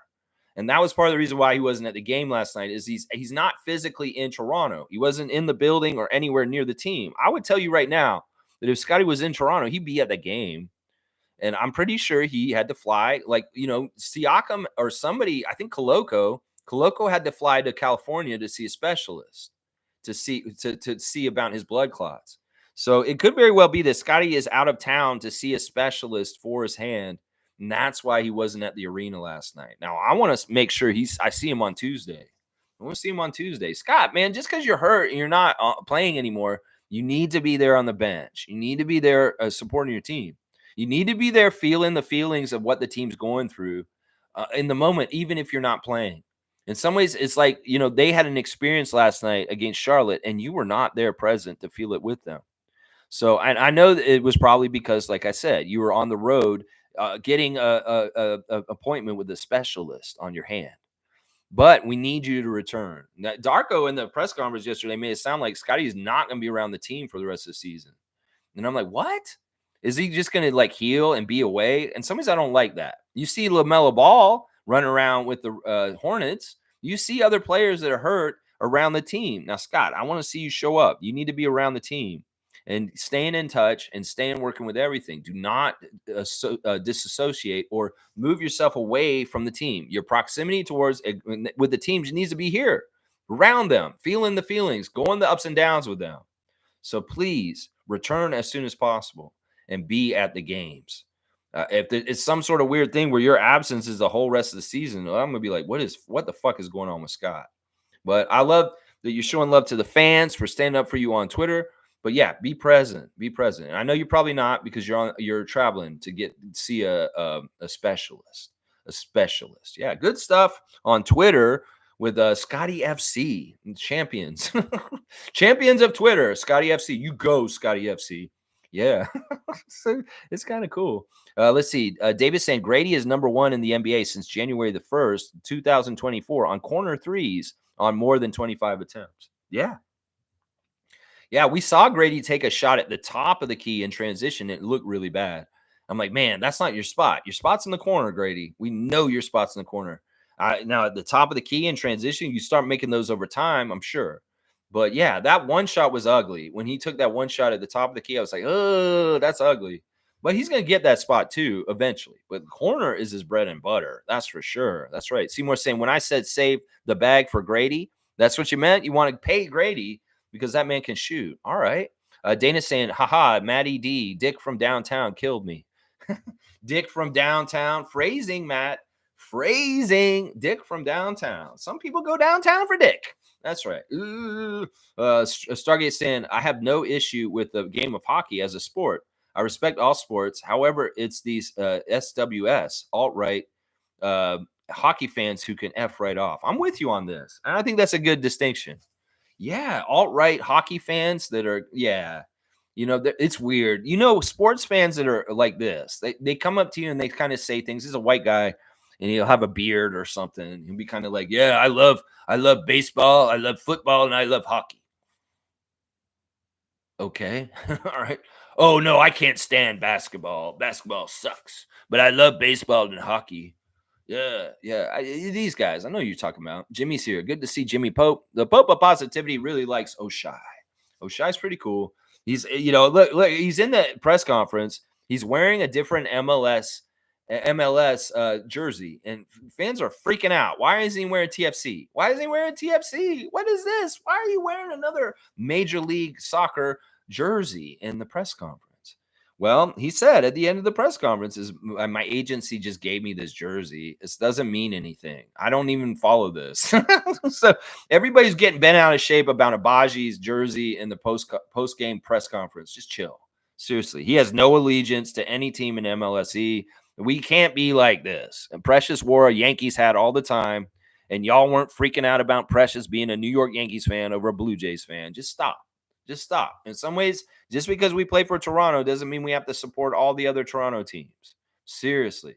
It's like people said, Grady Dick supports the Royals. He doesn't support the Blue Jays necessarily, other than he plays for Toronto Raptors, and the Blue Jays are a city brother team. If it gets down to it and it's a World Series and it's going to be the St. Louis Cardinals versus the Blue Jays, well, he's probably going to root for the St. Louis Cardinals just because of proximity to his home state of Kansas. Now, Oshai has no allegiance in Major League Soccer. So everybody freaking out about him wearing, I think it was a Seattle jersey. I'm not even sure what team he was wearing. It's not a big deal. The other thing that happened with Oshai doing interviews after the game is hubba hubba. Yeah, Jill is going crazy in the chat saying hubba hubba about Oshai's looks. Yeah, he's got kind of that Tom Selleck Magnum PI look, doesn't he? Doesn't he? Yeah, Michael Grange fawning over him with pictures of him on timeline. Yeah, he's a heartthrob. Yeah, look out, Gary Trent. There may be, rankings displacement of hot guy on the Raptors because Abaji's on the team all of a sudden. The ladies like Abaji. Yeah, LL Cool A. LL Cool A. Ladies love Abaji. Yeah, that's what's going on. Let's see. Kareem saying, I love how Oshai set the tone early in the first. I always look for guys who set the tone for the Raptors. It kind of gives you how they're going to play through the game. I agree. He definitely was that guy. And I'm glad somebody stepped up and did it. Well, I was really worried nobody in the Raptors would do anything more than what they've done already. And Abaji did. Abaji definitely stepped up and got out of the box he's already been in and contributing in ways on both ends of the court. He was really good defensively in a couple ways. I really like seeing him get in there and fight for offensive rebounds. He's one of the few guys that's actually trying to go get boards, him and Grady specifically. But yeah, Abaji, keep going, man. Good job. Great first start. I can see areas where you can build. But hey, this was good, man. Y'all won. Let's see how it goes against the Pelicans tomorrow. Yeah, Sabora and David, bow. That's right. Seymour saying, I'm a Raptors, Leafs, Jays, Argos fan for life, born in Toronto and living out west, so I'm a rep it. There you go. Ain't nothing wrong with that. Ain't nothing wrong with that. Oshai don't know nothing about MLS, so just don't get upset if he's not wearing that Toronto FC, y'all. Let's see. Nako saying, I remember at the Mavs game, there was one possession where it looked like Oshai was making Luka sweat. Yeah, I mean, he's got some defensive to him. He definitely does. He definitely does. David saying, Jonte was looking better out there last night, more comfortable. Yeah, he really was a spark. Like, we were really having a hard time getting anything offensively going, and he specifically sparked our offense when he came into the game for that little brief period of time in the second half. We were really stagnant, and boom, he was the catalyst that propelled us into the run that actually won us the game. Yeah, so Jonte, big props, man. Chris is back to MSJ. Whoa, this is weird. All right, he's switching all around. It's early days. IQ said that, so any chance of growth is good. Oshai looks promising, but IQ is the guard we always needed. The trades cannot be understated as anything but genius. I love that. I love that. I'm going to give you a dunk, Chris. Yeah, you're calling our GMs geniuses? All right, you get a dunk. You don't have to butter me up like that. Yeah, I feel like some of these moves have been very genius. I think that the acclaim that we're hearing from Raptor haters is very impressive. Paul Pierce likes our moves. That means something. Paul Pierce hates our team. He absolutely hates the Raptors. But he's saying nice things about us. He's saying, whoa, the Raptors actually set themselves up good. I like RJ with Scotty. I think Scotty and RJ are going to be a great team for the years to come. That's what Paul Pierce said. A hater like that usually don't have much nice to say about the Raptors. So some people are waking up to these moves, and they see that, like, wow, it's promising for the future. I like it too, David. I feel like they've been doing really, really well. Let's see. Or MSJ too. Yeah. Seymour saying, I smell playing basketball. All right. You and Randy Urban. I don't know. In some ways, I can't. We're 2 out. We're not even the next team up into it. Brooklyn's between us. And Atlanta and Chicago, I don't know, man. If we get the plan, I love it. But in some ways, I feel like we may just play as hard as we can, and we're going to just keep our pick. We're going to keep the San Antonio pick. I think that's the destiny for this right now. Seriously, even with the win last night, I'm feeling like we're more likely to keep our San Antonio pick than make the play-in. I really do feel like that, guys. I know that's not normally a Raptor Freak kind of attitude, but I'm trying to be realistic, guys. I really am. You smell the play-in? Oh, man, that looks like popcorn. Oh, does that popcorn have a face on it? Man, I'd be freaked out if I got popcorn. I look down and it's like looking at me up. That'd be really creepy. That popcorn has a face. What the hell? Yeah, Davis got the balls. And Monique saying, Jonte's sighting in the game surprised me. Well, that was Jakob getting his finger dislocated. They had to get the backup center minutes. So Kelly becomes the center. and Jonte becomes the backup center. And I'm glad he got to get in there. I knew he would. I knew he would. As soon as I heard that Jakob wasn't coming back for the game, all right, Jonte's going to play in the second half. Watch. And he did. Yeah, Wayne's saying, what's the standings, Seymour? What's the standings? So you can go look at the standings real quick. And if y'all really want to know how close we are to the play-in, I'll tell you. We are currently 3.5 games out of the play-in. Now, that seems like that's easy, but it isn't. Trust me. I mean, to get a half game, it's like we got to win 2 games. So to get 3.5 games, we're going to probably have to win like 7 games to do that. And the other teams have to lose. That's the other part of it. In some ways, the way you should look at it is how many wins those teams have. The Bulls have 28 wins. The Hawks have 26. Now, everybody over 30, we're not catching them. So a regular playoff spot is just not realistic at all. It's fantasy for sure. Now, Pacers and Heat are the other 2 play-in teams right now. The Pacers have fallen in the play-in, and they got 34 wins each. Now, we get anywhere near 34 wins, I'll be happy. So really, our ceiling is at the most the 9th seed. But even at that, like we've got to catch up 5 wins on the Bulls to overtake them to get there. That means they've got to play really, really bad, and we've got to play really, really good. So I just don't see it, guys. If we can beat the Nets by the end of the year and jump into the 11th and just miss the play-in, I'll be okay with that. In some ways, I don't know. I don't know how this is going to go. I don't think we will catch up. And maybe I'm being the negative ninny, and I'm being the antithesis of what I normally am because I'm saying this. Let's see. Seymour saying, hold on, let me check. I just did. 3.5 games out of the play-in. Yeah. Stargate saying, good win. Guys played hard and together. From the eye test, we can see the players on this team who are worth putting on a development program. Oshai, Grady, Porter, and the others still have to show me. There you go. I like Wara too. I think Wara was very interesting with his defense, his scrappiness. I love him attacking the basket and like making shots. And then him hitting threes from time to time. He's very he's got different things that aren't really, really good, but he's got a couple things that he does that are helpful. Making threes, playing pretty scrappy defense, and then like him attacking the rim is very interesting. Like he tries to throw it down on people. He really does. Let's see. Seymour saying 3.5 behind the Hawks and like 20 games left. Gonna be tough, but I believe. You're saying we've got a chance, Seymour. We've got a chance. Naka saying IQ plays at a real good speed, and I feel comfortable with his offense. Yeah. You know what Darko said after the game? He said he made all the right decisions last night. He was smiling and beaming with pride. IQ made all the right decisions last night. That's good. I like that. Chris is saying Gary was decent, and be careful as Gary is kind of a one-dimensional player. Not hating on him at all, but you can't expect all-star out of him. I mean, I've talked very clearly about what I expect from Gary, and it's just really make the open shots. Make as many as you can. Now, he's not shooting absolutely horrible. He had an okay game last night. It's just, I want better. I want better. I don't want the turnovers. I don't want the missed free throw at the end of the game. I want the steal. I want the 3-for-6 3-point shooting, or even better.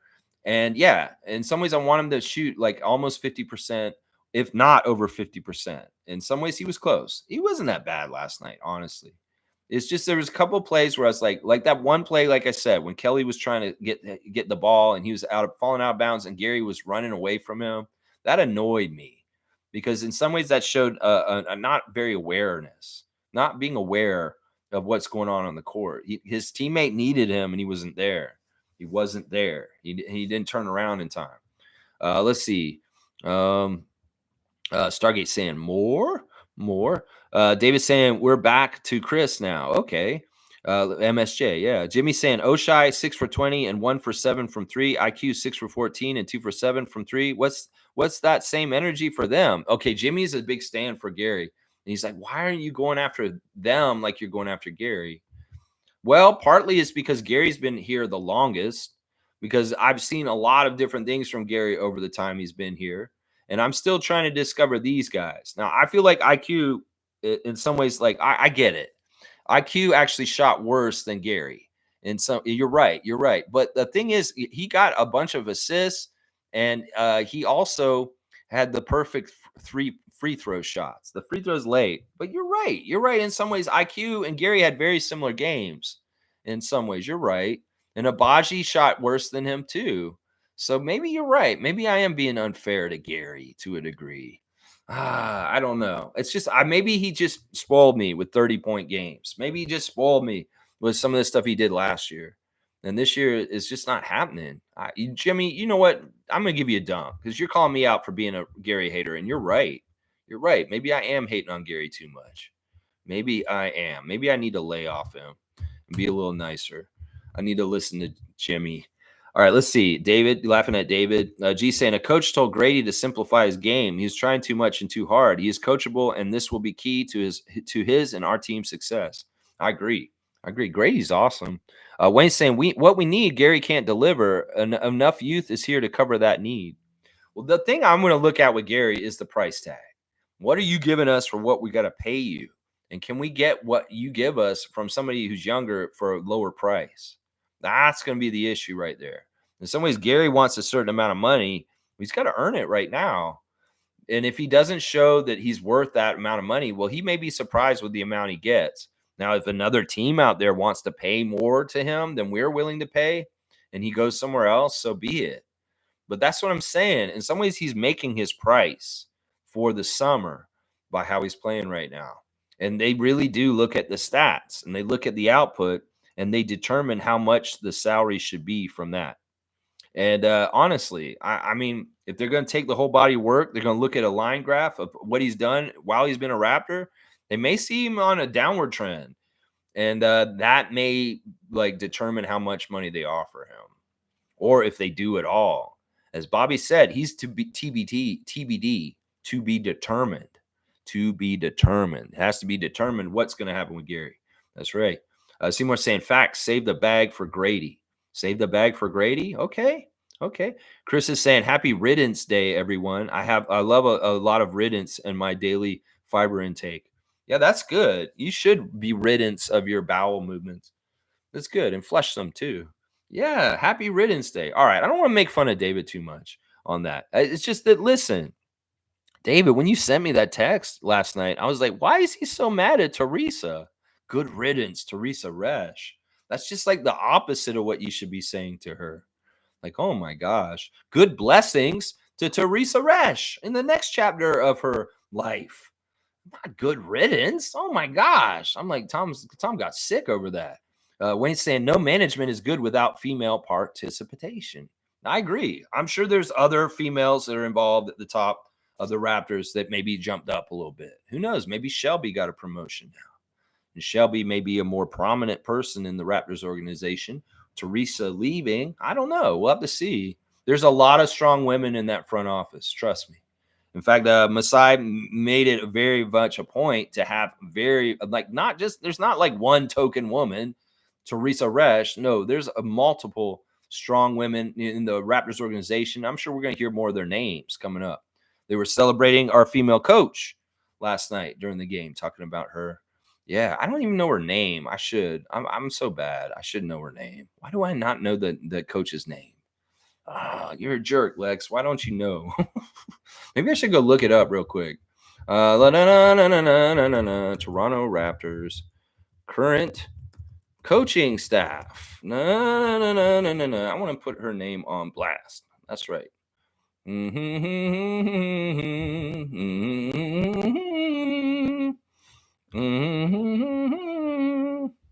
don't even know if she's on this list from the beginning of the season. It's like she was an add-on after they hired all these other coaches, and then they added her later. What is her name? Y'all know her name?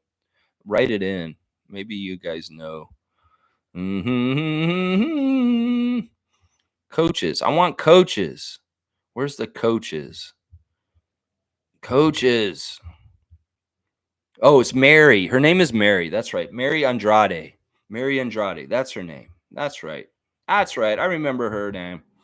Now I remember it. Mary. That's right. All right, let's keep going. Let's see. Kareem saying May the 1st, 1994. I'm turning 40 this year. Put that on your calendar. Laugh out loud. All right, I will. Kareem Thomas. You want to be on the Raptor Free calendar? You're on there. All right, we're gonna do that. We might do. Hey, you guys want me to put y'all on the calendar? I'll put you guys on the calendar. It's a part of it. I'll do it. May 1st, 94. Kareem Thomas. All right, let me see that. I'm gonna put that. You know who's got the same birthday as you, Kareem? There's somebody already on the calendar on your date. Let's see. And you're actually younger than him. I'm actually surprised you're actually younger than him. You said 94? 94. So you're turning 40. Wow, that's a big birthday. Yeah, you have the same birthday as Amir Johnson. I don't know if you knew that. You have the same birthday as Amir, but he's 3 years older than you. He's turning 43. Let's see. Chris is saying, yes, BCG was roundly rejected. I took the point as it was causing minor confusion. That's okay. You guys can come in as any name. Just don't switch too often. It'll get confusing. It's all good. BCG, that's your real initials. So MSJ is kind of better in some ways. You're more incognito. David's saying, you can't hate. I corrected myself. In some ways, I didn't have to bring it up. I wasn't even going to talk about it. I was just going to bring up Teresa Resch has resigned. But you brought up the riddance part. I was going to cover your ass, David. I wasn't even going to put it on there. But if you put the comment in there, I have to explain it to everybody why you're saying it. And that's why I explained the story. I wasn't going to do it. I was going to just gloss over. I was going to just say, hey, Teresa Resch has resigned. She's left the Raptors organization. I wasn't even going to bring up that story about your text last night telling me that. Wayne saying, has David been telling people he loves good riddance? I think that he might have said this to people in real life at some point. You say, all right, Tom, thanks for coming to Toronto and seeing everybody. Good riddance, Tom. Good riddance. Good riddance, Tom Duke. Did you do that to Tom when he came? Oh my gosh. It's like he may have been saying this to people and he didn't even know it. This is like the guy on Survivor last week. Y'all watch Survivor. I'm a huge Survivor fan. New season started, and there's this guy, his name Jelinski or something like that. He's an idiot. Oh my gosh. He's like, I'm going to be a Survivor legend. I'm going to be a Survivor legend. Well, he got mad because they told him they would have several hours to carry water from the ocean to fill up these urns. There were holes in the bucket, and it was not going well. And then when he found out he only had 4 hours to do it, he got mad and he got really upset. And he said, "That's not 7 hours." And I said, "What do you mean? Where do you get 7 hours from?" He said, "You said we have several hours." He thought that the word several indicated 7, kind of like octagonal means 8 or nonagonal means 9. He had been going through his whole life thinking that when somebody says several things, that meant the number 7. Like, oh, we're going to go get several days off. You're going to get 7 days off? Because I can understand why he would think the word several means 7 because of the root words sev and 7. But how the fuck did he get to being a 22-year-old young person without getting corrected at some point by someone? Is the education system failing the young people so bad that there's young people out there that just think that several means 7? That's how many it means. They don't understand the real meaning of it. We are in trouble. We're in trouble. That dude got all the way to Survivor on national TV and said and made an ass of himself on the show saying, I thought several means 7. Where are your parents? Where are people to teach you these things? All the way up to 22. Are you so arrogant that you just assume things and you didn't fucking realize this? In some ways, the several thing is the similar thing to the riddance thing here. I don't know. Either way, I got in trouble for this myself in recent years with my dad. I kept saying, you got to build up inertia. And my dad says, that word doesn't mean what you think it means. And I've trained myself not to use it anymore. I used to use it at the beginning of this channel all the time. They built up inertia. And he's like, inertia means not moving. And I'm like, what? And I learned something. So I say momentum instead of inertia now. But yeah, there was a learning lesson in that. I had to train myself not to say inertia anymore because my dad told me you're not saying the right thing. Where was the guy who told the Survivor guy several doesn't mean 7? Because that was ridiculous to me. How embarrassing. How embarrassing, Jelinski. Yeah, it's all good. I think that this is kind of a Curb Your Enthusiasm episode. If David was living his life and he's walking around and he told people good riddance and he meant well and he's smiling to them, that would be hilarious. That would be like a Larry David sketch. And they would play the music behind it. It's like David's like, Peter, I hope you have a good trip out west. When you go out west, Peter Saborin, good riddance. Like, whoa, what'd you say to me? What'd you say to me, Peter? Peter would be like, what'd you say to me, David? Good riddance? I knew you. What are you saying? You don't want me here? Either way, I love you, David. And this is all with good fun and good intentions. It's just fun. Words are fun. Let's see. Jimmy is here saying something. Let me see what Jimmy's saying here on the next comment. Hang on, it jumped ahead. It's so stupid. It really bugs me when it does that. Let's see. Okay, yeah, here we are. Jimmy is saying, the hate for Gary is so out of pocket. The things he struggles with, the whole team deals with, but signaling out Gary consistently is stupid.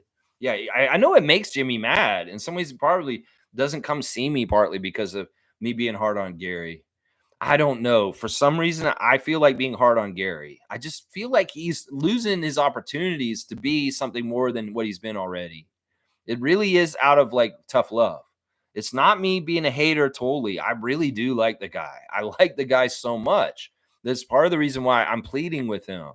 This has been consistent this whole year that I've been disappointed in Gary and what he's done this year. He was really bad at the beginning of the season. He was so bad. And he's gotten better as time's gone on. But man, I'm just like, I feel like he's wasting an opportunity this season by not playing at a higher level. And Jimmy, I mean, I get it. In some ways, you're a good safeguard for me to stop like going over with being too negative towards him. I will listen to you, and I will try and be more fair to Gary. I will try. Yeah, David's saying I love Gary. We need him. In some ways, we need more shooters. So yeah, he's worthwhile in that. I just want to see the price tag.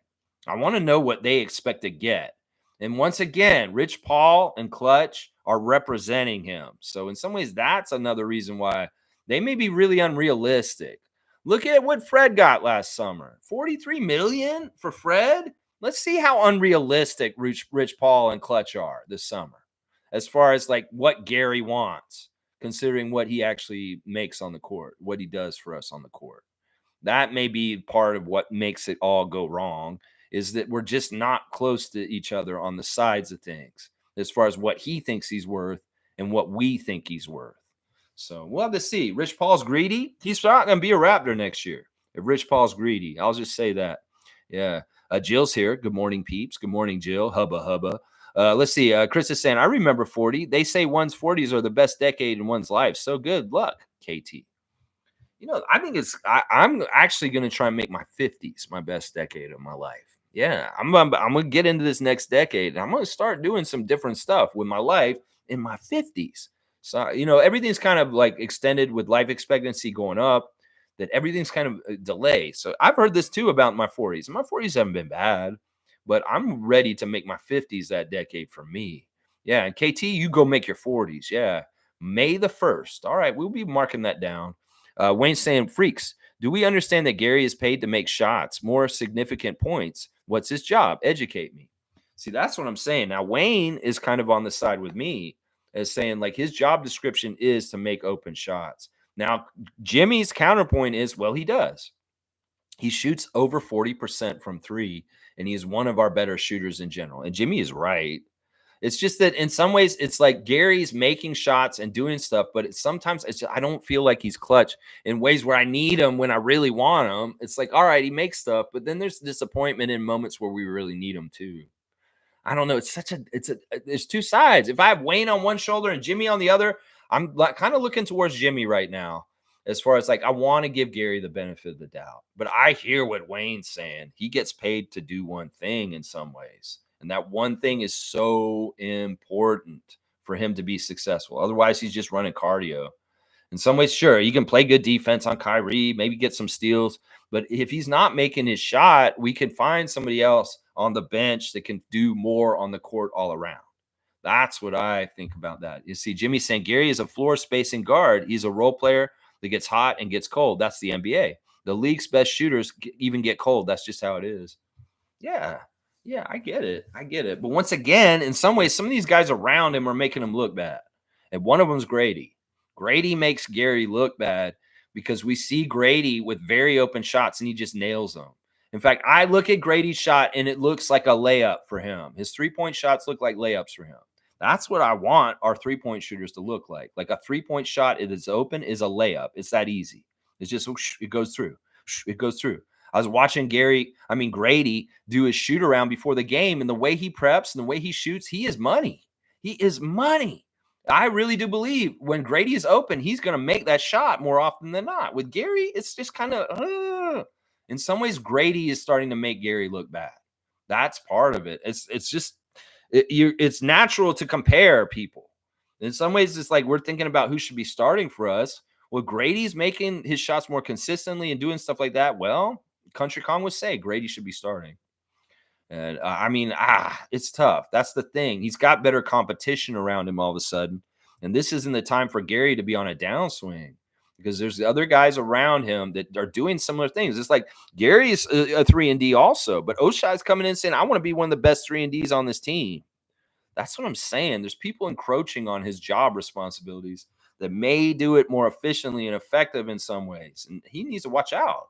He needs to watch out. But I'm with Jimmy. I like more and more floor spacers on our team. We should be having more people like Gary on our team. If we can make it financially work and it makes sense for the value of what he wants to get paid, then I see a future. I see a future. David's saying buckets and to fuck up dudes like Pat Bev. There you go. Fuck up Pat Bev. All right. Nako's saying without Yak and Scotty, we're a bad team, but I like our odds against bad teams. Yeah, there's not very many bad teams, though. Like, we're in the bad team category. And, there's not many teams that are worse than us. I'd say there's like maybe 5 teams in the league that are worse than us, maybe less. And that's shitty. That sucks. That's a really bad place to be. Really, really bad place to be. Yeah. Jimmy's saying, but calling out someone shooting when others are shooting worse and turn a blind eye to them, but not to Gary. See, Jimmy's right for calling this out on me. Seriously. He's being, you know what? He's right. I should have looked at their shooting better. I was looking at overall contributions. Like, I thought Abaji for starting for his first start, I thought he was really good. And really, the reason why I put Abaji in the 5 stars was partly because of defensive stuff and rebounding. It really, really was about that. It really wasn't about his shooting. In fact, he was the 5th star. He was the last star I added. And it was really because, well, I kind of got to recognize Abaji for doing really good on his first start ever. I feel like his defense was really good. I really love the way he offensive rebounded. So I was looking at those kind of things. And you're right. In some ways, Gary shot better than both those guys. And I should have given him more credit for that. Yeah, Jimmy's being fair here. And somebody's calling me on my shit. And he's exactly right. He's exactly right. David's saying losing isn't great for anything. And we do not want that pick. We want to save the trouble of the contractual obligations. I mean, I don't know. I mean, we're going to game it to whatever happens. We're going to make the best of it. If we don't get that pick, so be it. But if we're going to be that bad, we might as well just land on it and keep it. I mean, in some ways, if we're just naturally going to keep it, we're just naturally going to keep it. We don't. Now, what the worst case scenario could be is we don't make the play-in and we don't keep the pick. Then it's like we missed on all of it. In some ways, this season's just a wash. And that pick goes away. We don't have to worry about next year. So there is advantages even if we miss everything. We miss the play-in and we don't get that pick. Some people will be saying that's a major fail. I'll be like, well, it's just how it all worked out. It's just how it all worked out. Let's see. Wayne's saying, Jimmy, your argument makes no sense. No player is paid to space the floor. Rebounds, blocks, points are the values and data points. Space flooring comes after other attributes. I mean, I get what he's saying. His main argument is that I'm coming down on Gary for shooting, and he shot better than the 2 guys that I gave kudos to.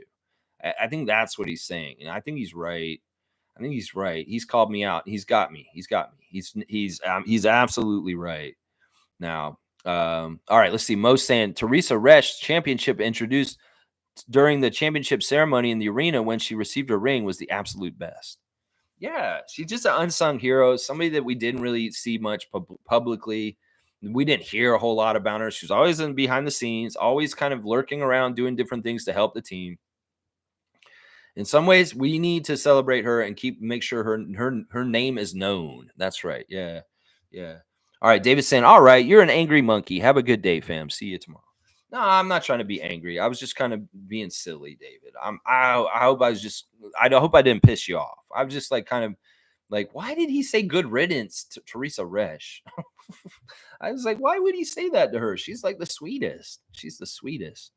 Chris is saying we have no chance versus the Pelicans. Sorry, but if Yak is out, no chance. I was saying the Raps should ask the NBA is Boucher can play in a fat suit to match up with Zion. What?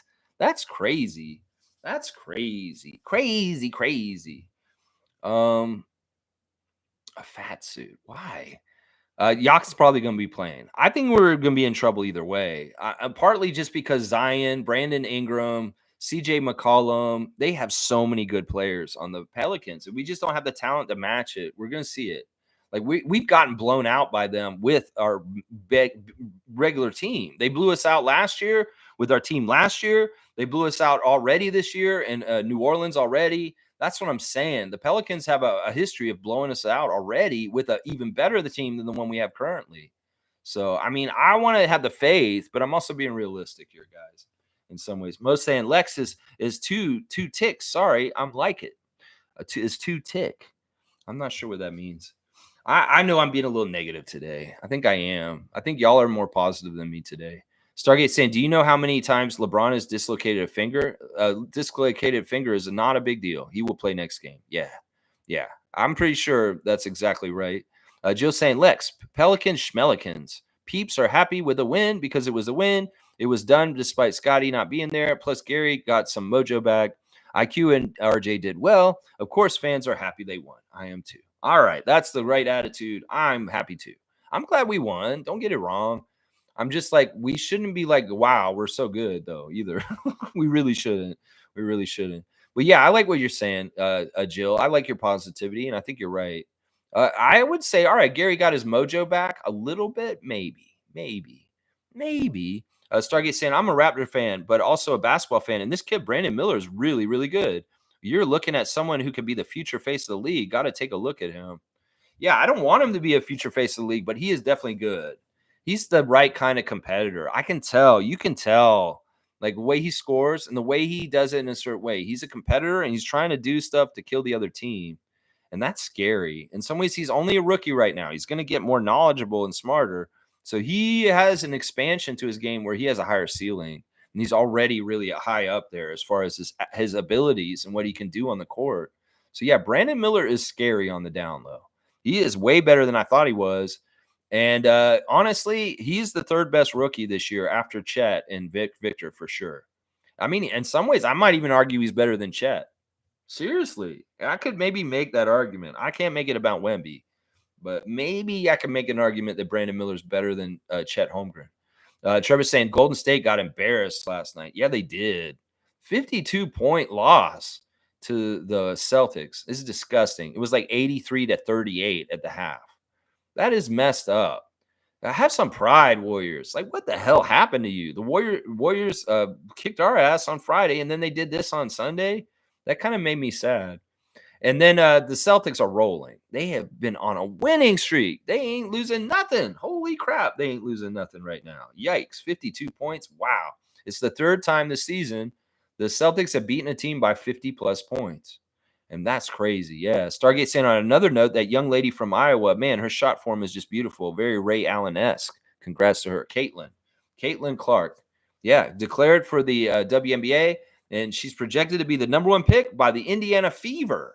And apparently the Fever's tickets have gone crazy, like selling, with the projection that she will be playing for them this season.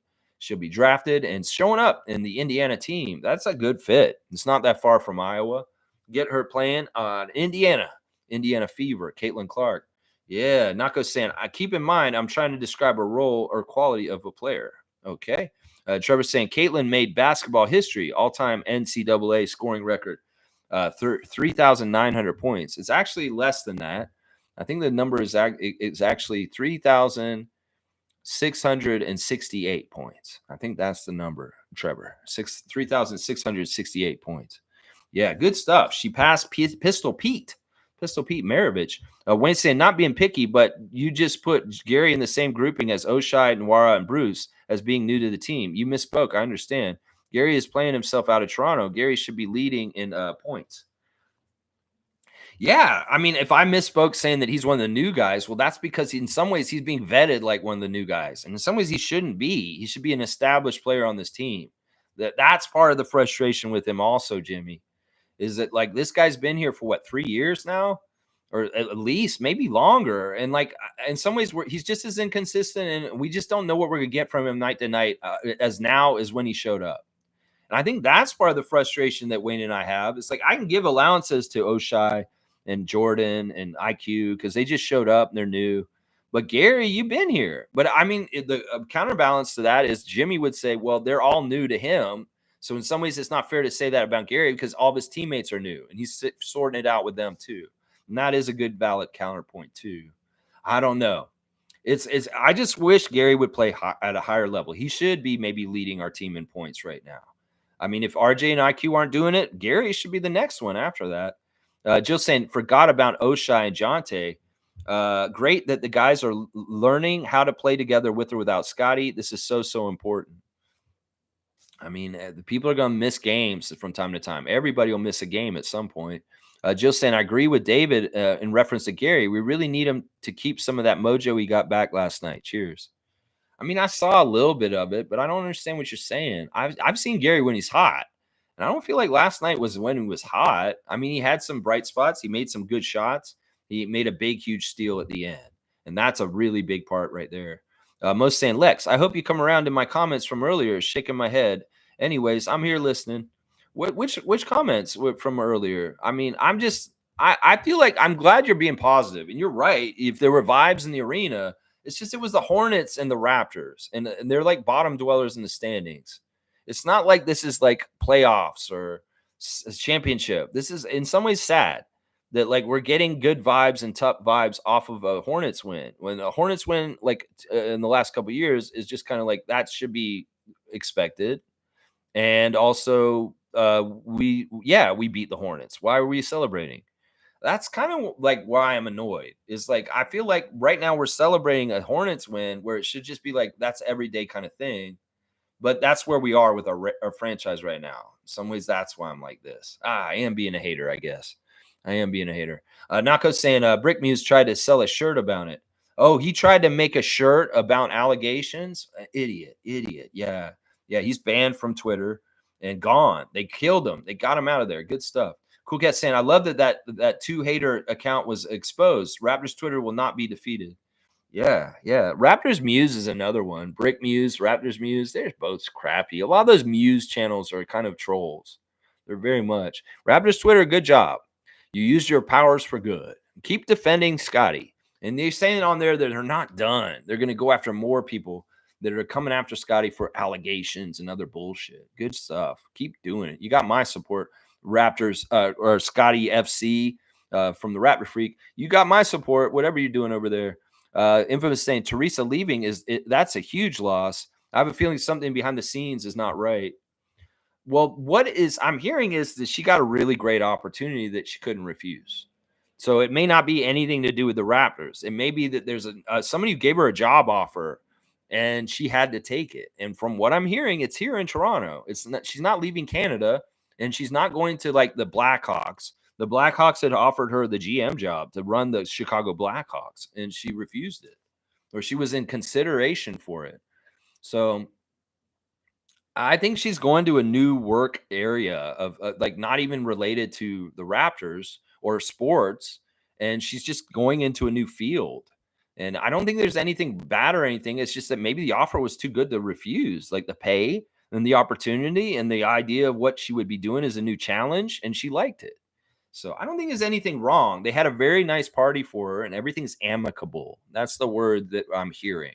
There's no hard feelings. She's not being fired. She's not quitting because she's angry. She's just leaving because she has a better opportunity. That's what it is.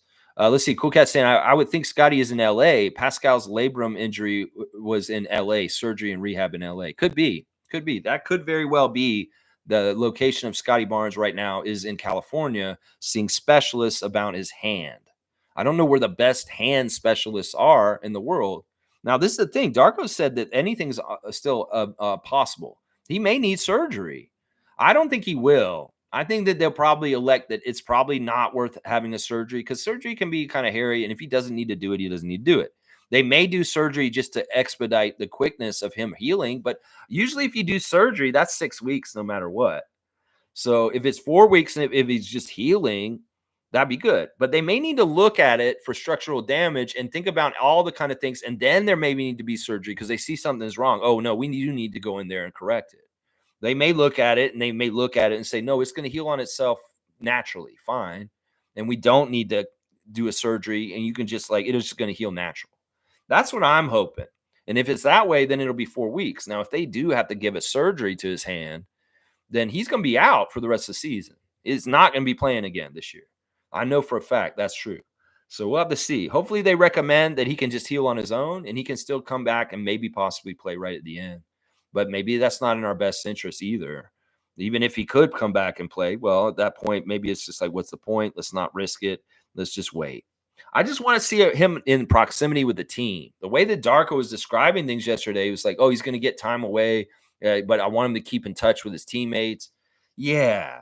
In some ways, I don't want Scotty to be away too far. I want him to be near the team, experiencing the ride with the team, because all that stuff, even if he's not playing, is important for team camaraderie and also just to be along the ride with them and feeling it. In some ways, Scotty's such a good coach from the bench. We need him on the bench to be encouraging and giving advice and just doing the things he does as a leader for our team. So, yeah, Scotty, be back tomorrow, please. I want to see you on the bench with our team, because if I see you too far or too long away from our team, I'm going to get worried. I'm going to get worried. Why the hell is Scotty not around the team? Stargate saying at Infamous, I believe so too. It's so sudden and very hush hush. Could be nothing still, but something doesn't feel right about it. Yeah, I don't think it's a big deal, guys. I really don't think it's a big deal. You guys, Teresa's a great team member, and Masai very coveted her being on our team. But I really think that everything about this is nothing weird about it. It's just there's new opportunities for her, and she's going to go take them. So I don't think any of this is hush hush either. It's just this normal, like they did the whole thing and had it done last on Friday, and they came out on Sunday. It's not a big deal. It's not like they're hiding anything. So I don't think it's anything. I don't think it's, you should say, oh, I don't, something doesn't feel right about it either. I think that the opportunity may just came up and she had to jump on it. And even though it's in the middle of the season, you know, Jill's saying they had a big party for Teresa. So I trust everything is well with her leaving. Cheers. Yeah, exactly. They had a huge, big party, going away party for her on Friday. And yeah, Cool Cat saying Teresa was another that was championed by Masai. Masai's closest staff have been leaving for a bit. Who else? That's the only one. Honestly, don't characterize shit like this, Cool Cat. I don't know who you're talking about as far as closest staff keep leaving. This is the only one I know that has left. Who else has left? Jeff Weltman, like from way back, like the guy who went and ran the Orlando Magic. There's a couple people that have left over time at different times in different places.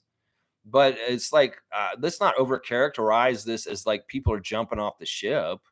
No, that's not what this is. There's one person left. We've had like one person in our front office leave like every 2 years or so. This is common. We had our guy leave and go run the Orlando Magic.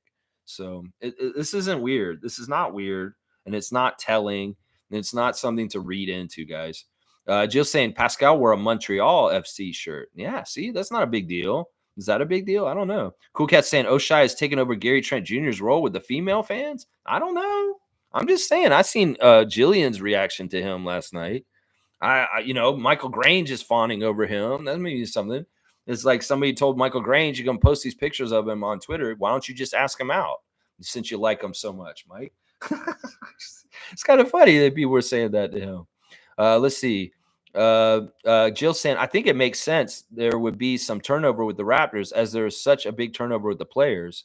Oshai's a beauty. See? Jill's a big fan of Abaji. Big fan. See? She's got the lovey face. There's always turnover in sports teams. This is not any abnormal amount more or less. This is just turnover and changes in teams.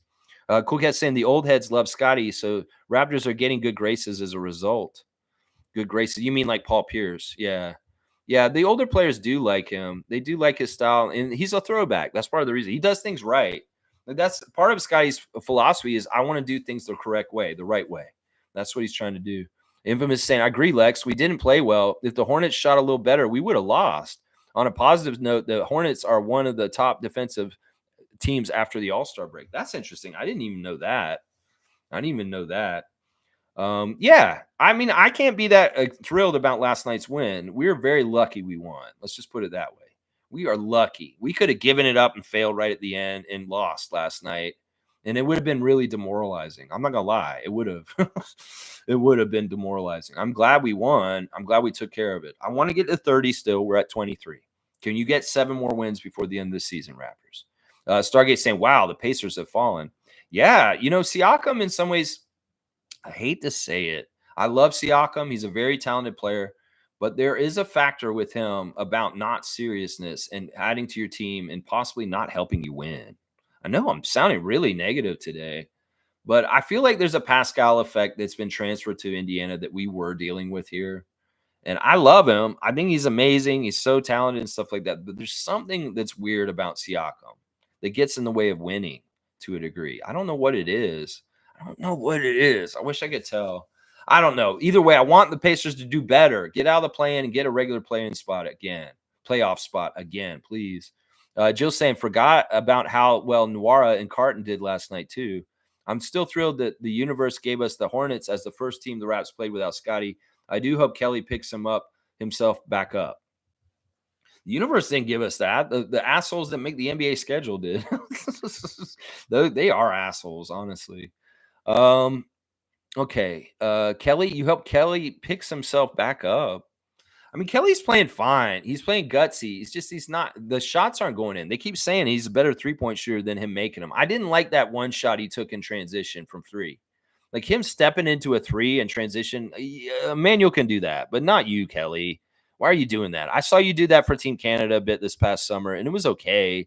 But your shot's not falling exactly right. Your threes aren't falling exactly right yet, but they will. They'll shoot. He'll shoot better by the end of the year. They keep saying that, and they're exactly right. He'll pick himself up. All right, Mike's here, Logical Raptors fanatic in the house. Good to see you, Mike. Money and opportunities for those after winning a championship are too much. Others overpay to get championship pieces, and the championship organization can't match every offer. That's the end of things usually. He's talking about the things that have happened to the Raptors. It's so crazy how the Warriors have their guys still. They still have Draymond. They still have Clay. They have Steph. It's the Warriors get the special ability to try and figure things out and make it happen, although it may have messed up their team holding on to them for too long.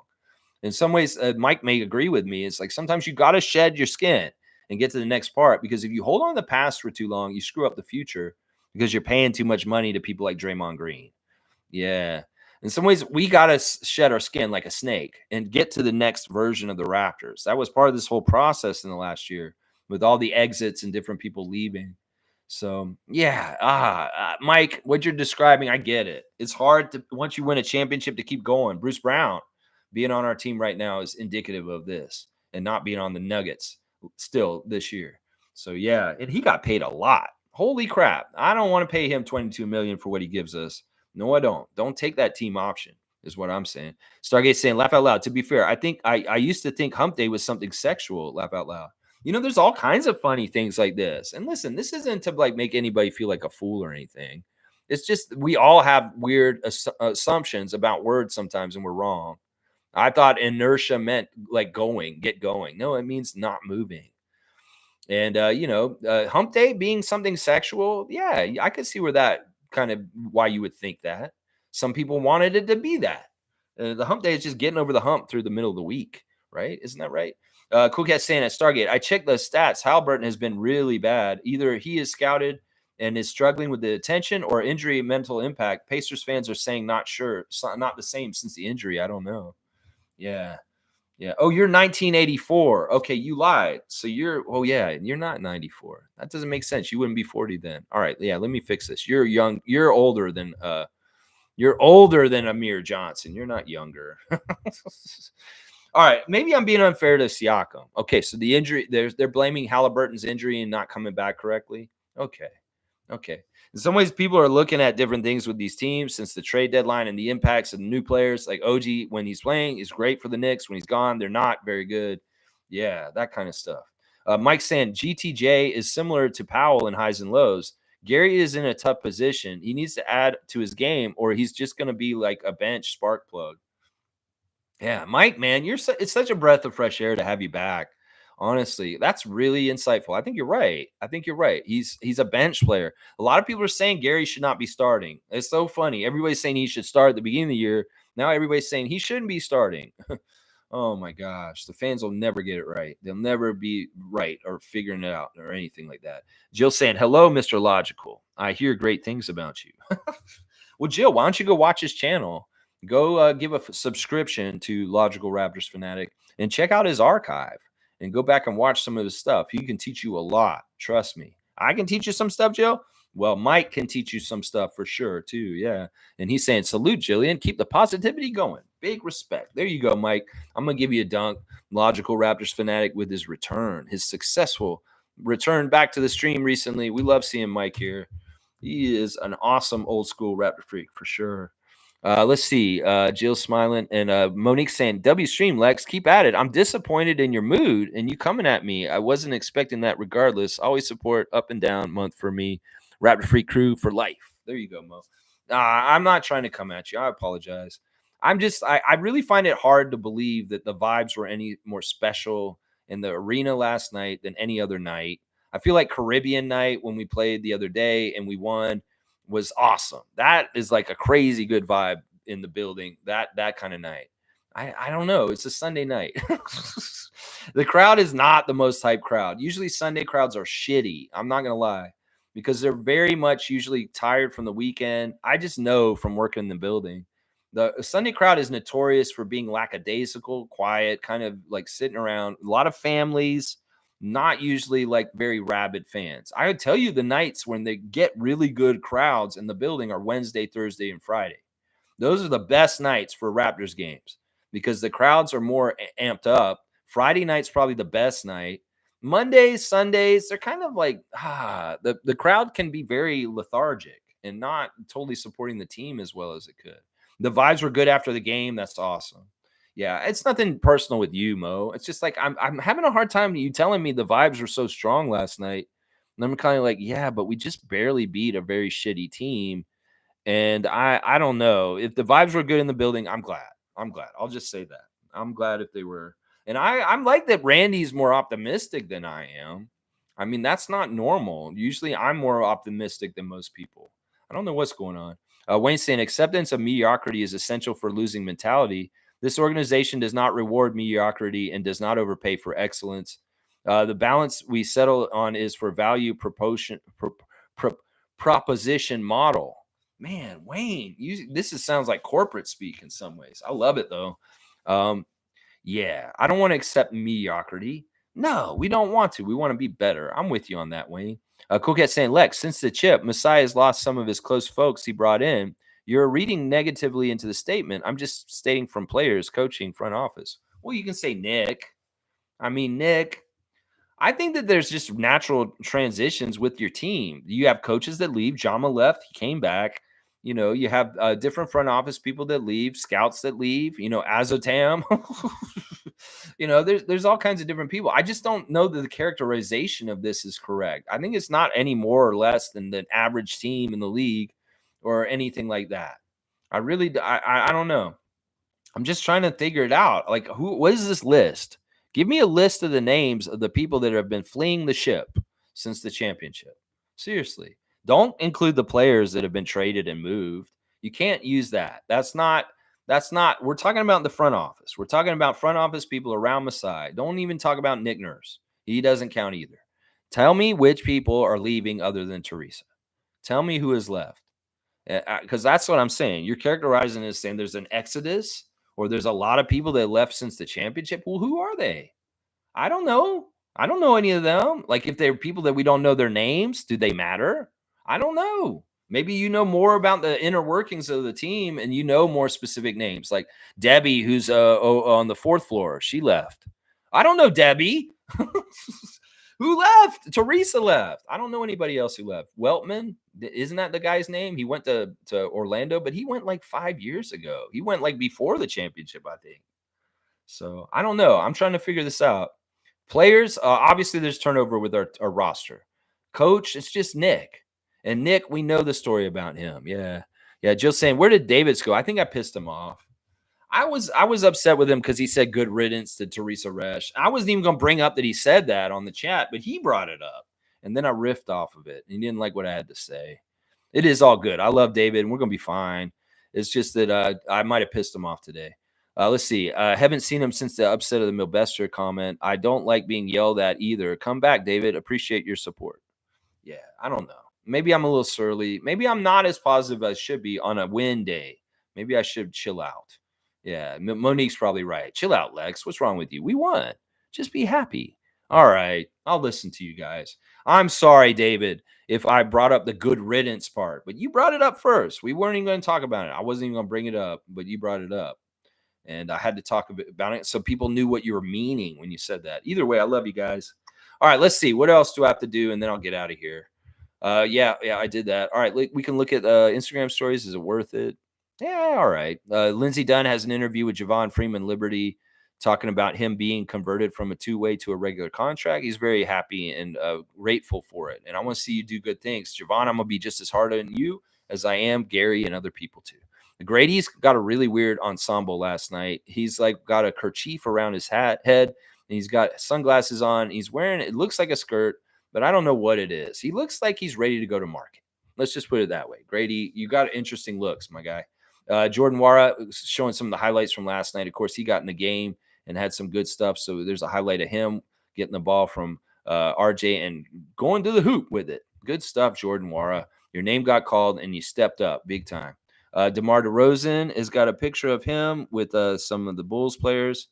Yeah, good stuff. DeMar's got a new episode coming out this week. The Dinners with DeMar with Dwayne Wade.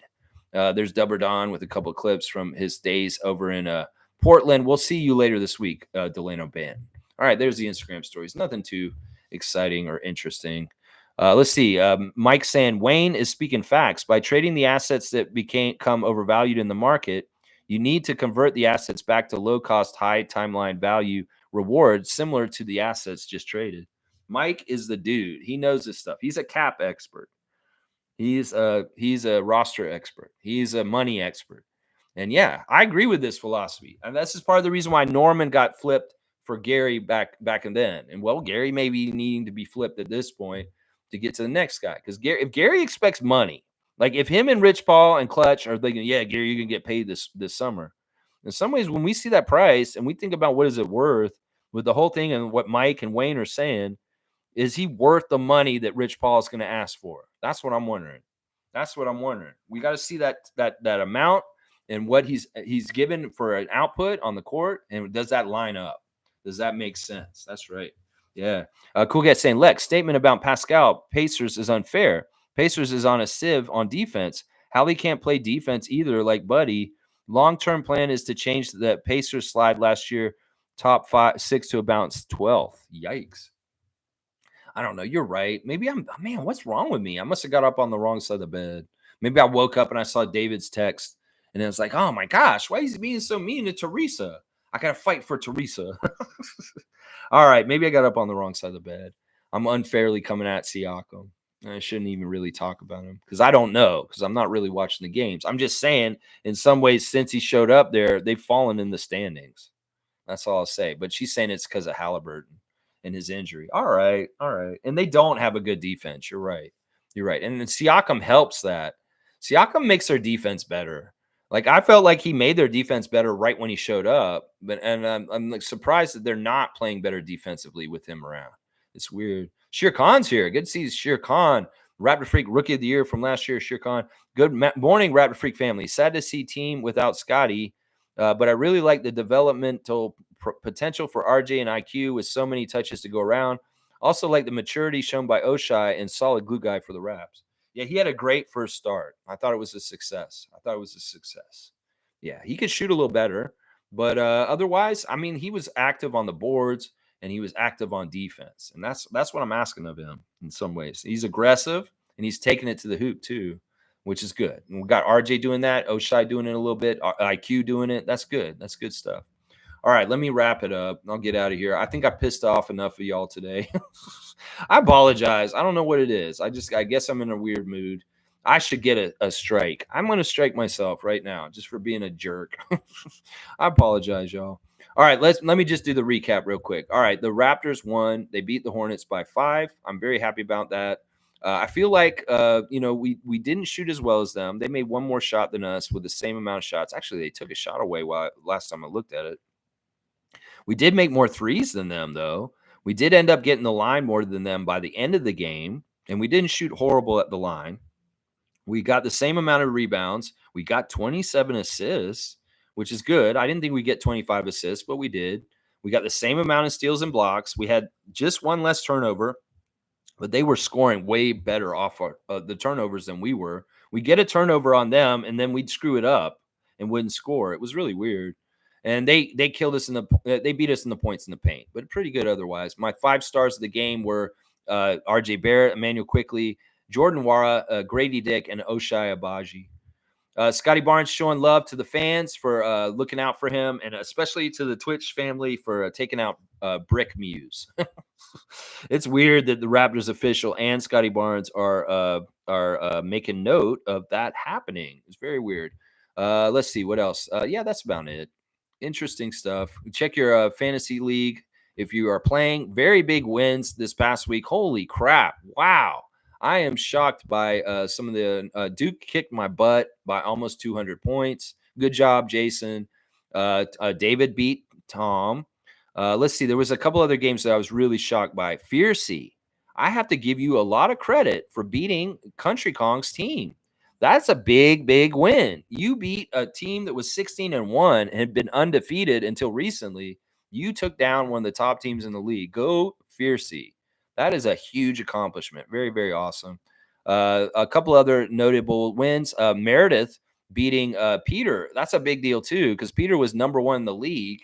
And Meredith knocked him out of the number 1 spot and actually handed the number 1 spot to who's the number 1 now? The number 1 now is David. So, David, you got help from Meredith by beating your brother. But yeah, very fantastic week in the fantasy league and big time matchups. Congratulations, Fiercey, Jason, and Meredith. Big wins this week. Big wins, yeah. Wayne saying your analysis is fine. We have issues even though we won. Yeah, I'm just trying to be fair. I don't want people to get too crazy. Like honestly, this is an aberration. In some ways, this is very lucky we're playing the Hornets. Jill saying I disagree about Pascal. He is so not the entire Pacers team. They had challenges, which is why they got him in the first place. He's doing the job, so Pacers need to do theirs. Yeah, no, I mean I'm just saying that. In some ways, I'm saying the Pacers have been falling in the recent time, and it may not be. It's not Siakam's fault completely. I don't think it is his fault. I'm just saying it's indicative of when he showed up. They've kind of been falling, and I don't know if it has anything to do with him. It probably has more to do with Halliburton's injury, like Cool Cat's saying. It probably has way more to do with that. Wayne's saying ditto that, Jillian. All right, y'all. Yeah, I better get off here. Because I don't know. I'm not in the right mindset today to do the show, which is weird. I should be. I was kind of like I said, Nako was supposed to be here with me today. That would have been a totally different dynamic if the two of us had been on the show today working off each other instead of just me being a grumpy piece of shit. I apologize, y'all. All right, y'all. Let me get out of here. Please like, comment, subscribe, and share. And I'll be back tomorrow to preview the New Orleans Pelicans game, have the ref report and all the latest lineup news, and kind of handicap whether we have a good chance against them or not. I can maybe get a game plan together for how we could beat them. I'll try and do that. I'll look at it all and see what I think could possibly help us beat them. It's going to be really tough, though. I have to be honest. But all right, y'all, please have a good Monday. And yeah, I apologize. I should be more positive. And y'all hold me in check on that. Like Jimmy Pope, good stuff today. Monique, good stuff today. And David. Y'all, if I'm being a jerk, just let me know, and I'll try and amend my behavior. All right, let's go, Raptors. And let's go, Scotty. Come back and be on the bench and get your hand fixed, my guy. We miss you, Scotty. And if you're on Twitch, we'll be there. We'll say hi to you. All right. All right, y'all. Have a good Monday. I love you. I'm sorry. Let's go, Raptors.